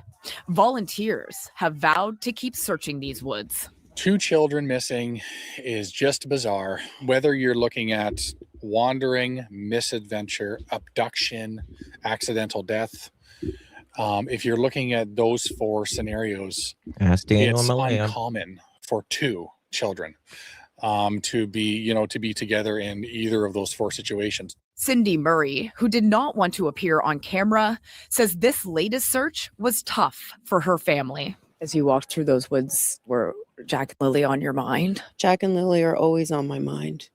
Always. Always on her mind. Except you were buying a new car, less than a week later, out doing And all on that the shit. minds of so many. On that note, we will start from your left to the right. We'll limit each reporter to 1 question, 1 follow-up. If there's time after that, we'll go back around for another round of questions. Thank you. Pamela, 2 siblings. Rob, the floor is yours. Thank you. Thank you all for coming today. As you can see by our news release, we don't have new information to put out there. Our investigators continue to actively drive this investigation forward and follow up on every tip and lead that we receive. I will answer a few of your questions. Investigation now, still not much information. Do you feel there are people out there that might be able to give you information that can lead you somewhere? Oh, absolutely. We really would like the public to consider if they do have any information. That's a very interesting statement, isn't it? Do you believe that there is people out there that have information about Jack and Lily's disappearance? Oh, absolutely. Yet they say that there is no evidence of abduction. They also say that Daniel and Malaya's relationship has to do with the Jack and Lily case.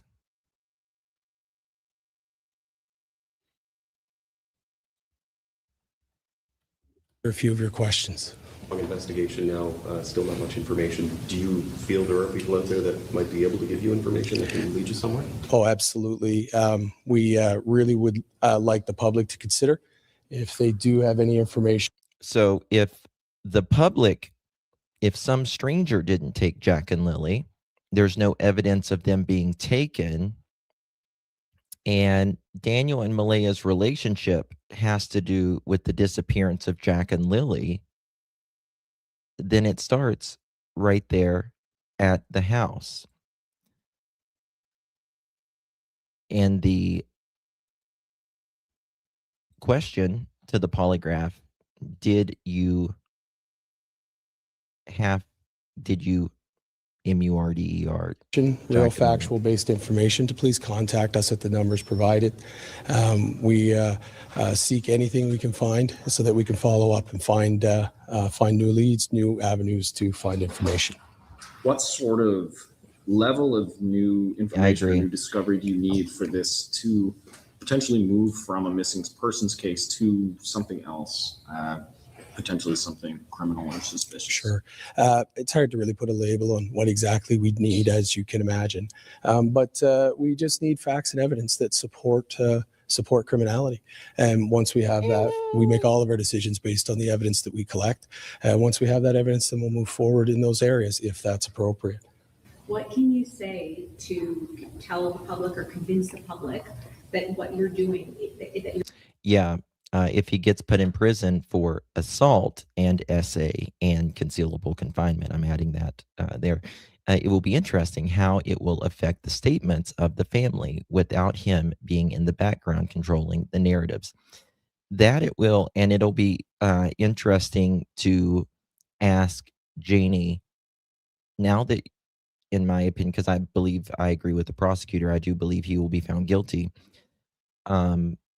And if he is, the question would be asked to Janie, your son was charged, hypothetically, we're saying, because he's innocent unless until proven guilty, but your son would be convicted, is convicted, not now, but hypothetically, of SA, assault, and concealable confinement. Anybody that can do that can make 2 children disappear as well, in my opinion. making progress, if you're making progress at all over these last 6 months or so? Ever since this began, the RCMP has been actively engaged in pursuing the answers as to what happened with Jack and Lily. This is a critical question for our community when 2 young children go missing and we have no answers. So we've not let up the steam, and we won't. Our investigators, our parents, as I've said before, we're families, and we want answers as much as everybody else. We haven't stopped and we won't. Do you believe Jack and Lily are alive or dead? I think I've already said that before. I think it was my first press debrief. People are still searching. Yeah, I know. And well, it hasn't changed. I think the chances that Jack and Lily are alive are very slim. So I want to thank you for joining us. Very slim. And we've known that. She told me she heard them that morning in the next room. Yep. Then she says Lily came to her room and she saw Lily. Your son is the biological father of these 2 beautiful children. First off, how are you doing this morning? Keeping busy. I have a lot of preparation for tomorrow's 1-year mark, so it's pretty busy this morning. What will you be doing on the 1-year mark? We're having a rallying of asking for more answers, pushing for justice. The RCMP gave an update yesterday. The line that stood out to me is they have no answers. What goes through your mind when you hear that? Disbelief that 2 children living on a property with 3 adults and nobody knows what happened to them. How do you hold on to hope, Belinda? I don't know that I 3 adults and a barking dog that barks at everything. hang on to hope. I hang on to hope that we'll find them. You started a campaign earlier this year. You're trying to raise money for additional court costs, for additional searches. Tell us a bit more about what you're planning to do with the funds.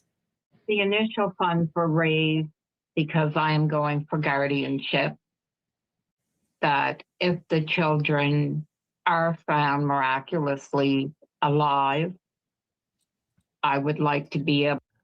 Belinda has a GoFundMe. If someone has that GoFundMe, if one of the mods has that GoFundMe link, and you want to donate, it would be really appreciated. Anything helps. She's getting new counsel.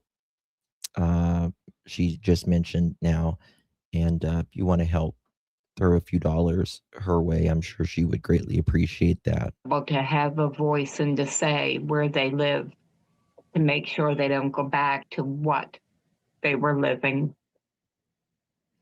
If they're not found alive, I would like to know I have a say into what is done afterwards.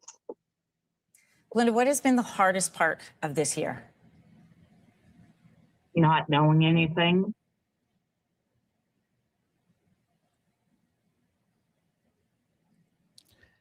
You see this, Daniel?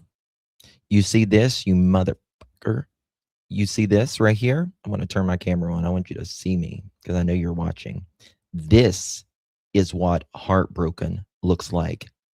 When you do your interviews, you're sarcastic, you're smiling, you're giggling. That is not how someone acts, you heartless bastard.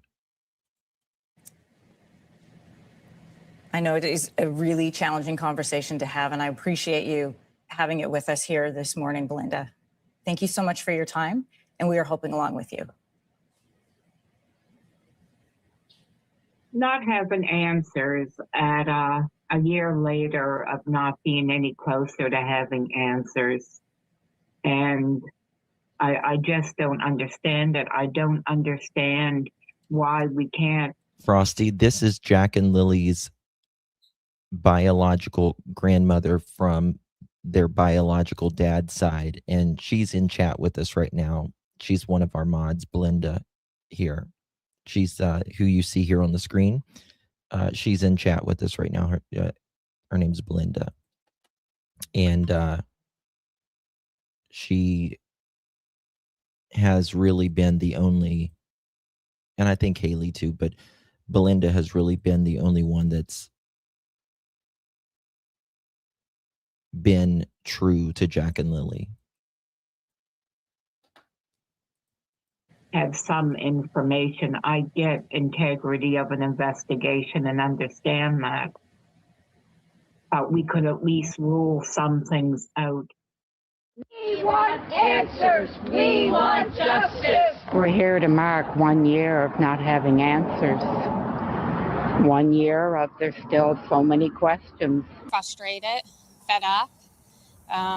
It's hard to believe it's been a year, and we Well, know then you need to be fed up with Malaya too. as much as we knew May 2nd, 2025. I want them to start demanding more answers, demanding more openness from our law enforcement. People have theories. I understand that because I have my own. At own. once. So I do understand that. Yes, Annette. And I Yes. understand them wanting more fact-based evidence on if you've seen something or if you heard something. That is what they want. They don't want what people are guessing or assuming. So I do understand that. But I think they should be able to tell us a lot more than what they are without jeopardizing an investigation. I am so grateful and thankful the world has fallen in love with Lily and Jack. And I don't have words to express that gratitude. We continue to ask anyone who has specific fact-based information that could assist the investigation to come forward. The public is no further ahead today other than speculation of what we should be helping with. We're here to get answers. We need answers for Jack and Lily. They are Pictou County's children. They are Nova Scotia's children. Evidently, they're the world's children. We know that investigations take time to complete and to get the details to figure out what happened.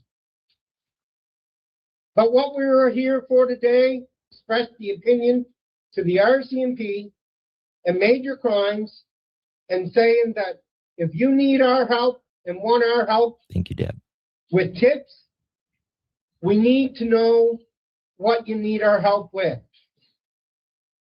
It's under my understanding that the grandmother on the mother's side is here too.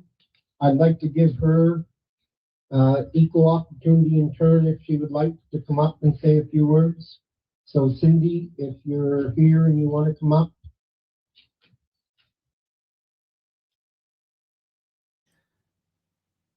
She doesn't come up. Okay, that's fine. I just wanted to. Other grandmother doesn't come up. She's like Malaya, doesn't want to be seen by the camera. To me, that says a lot. Give the opportunity. We all have to believe. We all have to continue on the same team. So here today, we're going to replace the memorial back here at the Sullivan RCMP office. And I would ask Belinda Gray and Cindy Murray and Cheryl Christine, friend of Malaya's, to come over and put the animals back down at the memorial and let Jack and Lily know that we're all waiting here for them to come home. So now I'd like to call along the paternal grandmother.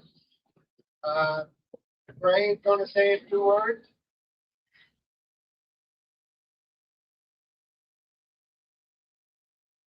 I'd like to thank all of you guys for coming. And there we go again. Belinda's the only one. Belinda, Ken, and a little girl. I think that's it that spoke up. Has all kinds of family there. All kinds of family. But they won't get in front of a damn microphone and speak for Jack and Lily.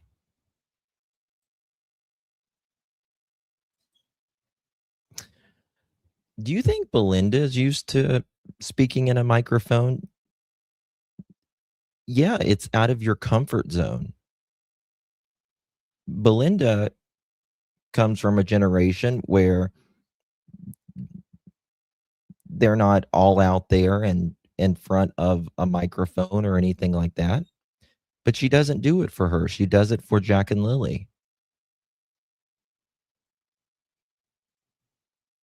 Cindy, why can't you get in front of a damn microphone and show your face?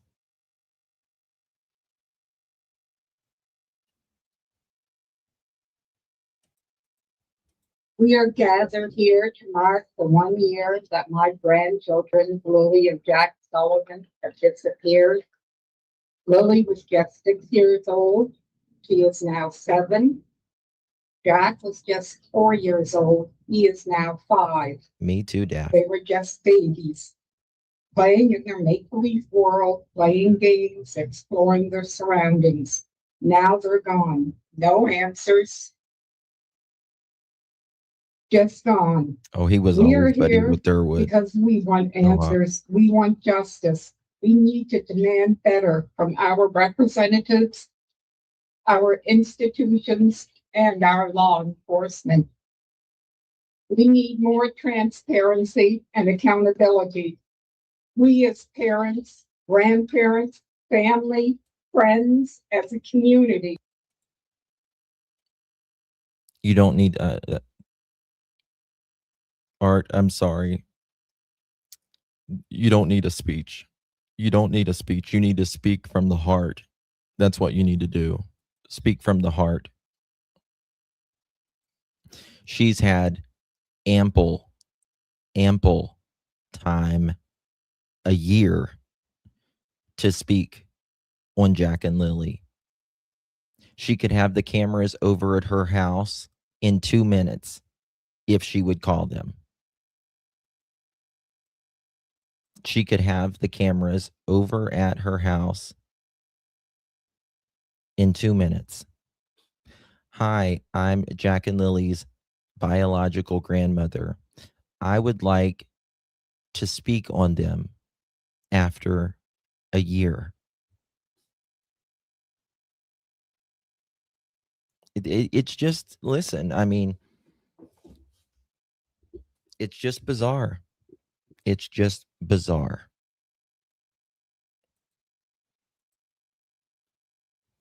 It's bizarre to me.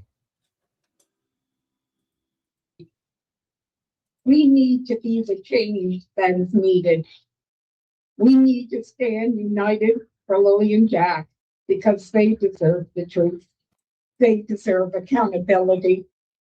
Well, this is the thing, Daph. And if she didn't want to be on camera, then just move them and speak.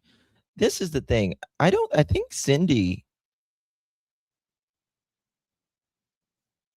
Malaya says she thinks the kids are still alive. Daniel says she thinks the kids are still alive. I believe Cindy does too. I may be wrong on that. But if you did believe your grandkids are still out there, why wouldn't you want them to see grandma's face?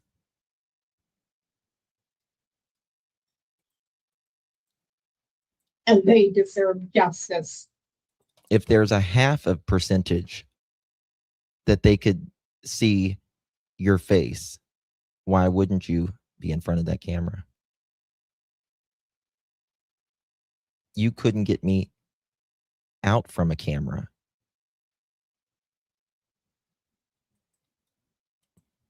I would be in the camera 24/7. To those who know what happened, may the truth befall you.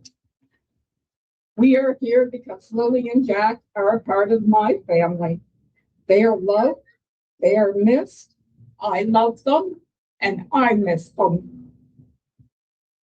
All of you caring people are here because you have grown to love them also.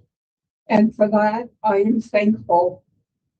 You have helped to keep their faces and their story out there. To all the searchers who have taken time out of their lives to scour the woods. That's right. Belinda knows in her heart, like she says, that they are most likely not alive. Jack and Lily, her grandchildren. I can't even fucking imagine. And she's out here fighting every fucking day for Jack and Lily. Still knowing that they are a very, very, very, very slim chance, almost no chance really, that they are alive. What's your excuse, Cindy, Malaya, the rest of you? You don't do it for you. You do it for them. Trails, you are appreciated more than words can say. You are heroes. We are standing for Lily Mae and Jackie Boy. We are standing for accountability. We are standing for justice, and we are standing for truth. Lily and Jack are two beautiful children that should be running around right now. They should be playing. Would you speak up for your children or missing family member? Put a 1 in chat for yes. Put a 2 in chat for no. Playing right now.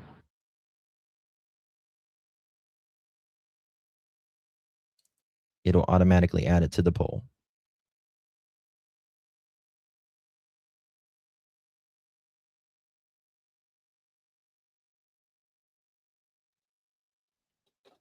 Yeah.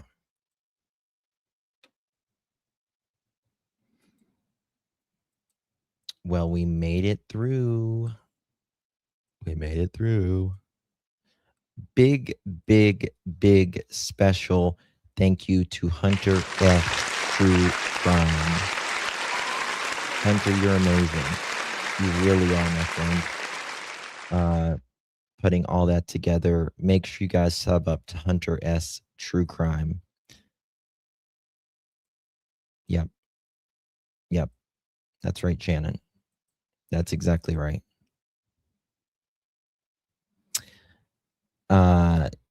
Would you speak up for your children or your family member?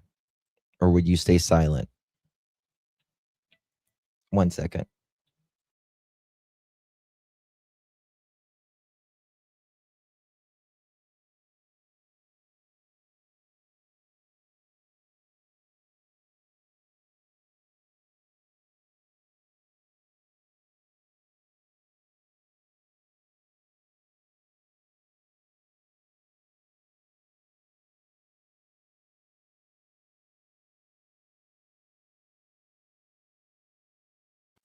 Okay, sorry about that. I apologize.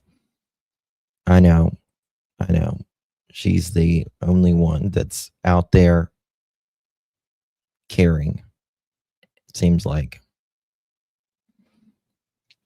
I believe it is, Enoch. I believe it is. I really do. I do. All right, guys. I've got another live stream in an hour and 15 minutes from now. We will be talking about the Guthrie case in 1 hour and 15 minutes. So join me here in a little bit. I will be back. Got a lot to talk about in that case. Oh, Lord, have mercy. Also have spoken to Z, and I'll let you know what we talked about. All right, guys. Thank you guys so much for joining me. Justice for little Jack and Lily. They are out there right now as we have this conversation, and someone or someones know exactly where they are, where they were placed, and they're too damn selfish to say where they are because of their own selfish reasons. But God knows. God knows. And he will be the judge on that. And I believe we will also get judgment here on earth too with that. So justice for Jack and Lily. Thank you guys so much for being here. I do appreciate you. We got to keep Jack and Lily out there. We have to keep them out there. It's been over a year. Thank you, Miss Belinda. I'm sorry, Miss Belinda. I know I get probably some of my comments make you, about Malia's side of the family and stuff. I apologize, but it pisses me off. So I know I don't want to make you uncomfortable, but all right, guys. Much love, everyone. God bless you. Take good care. See you guys later.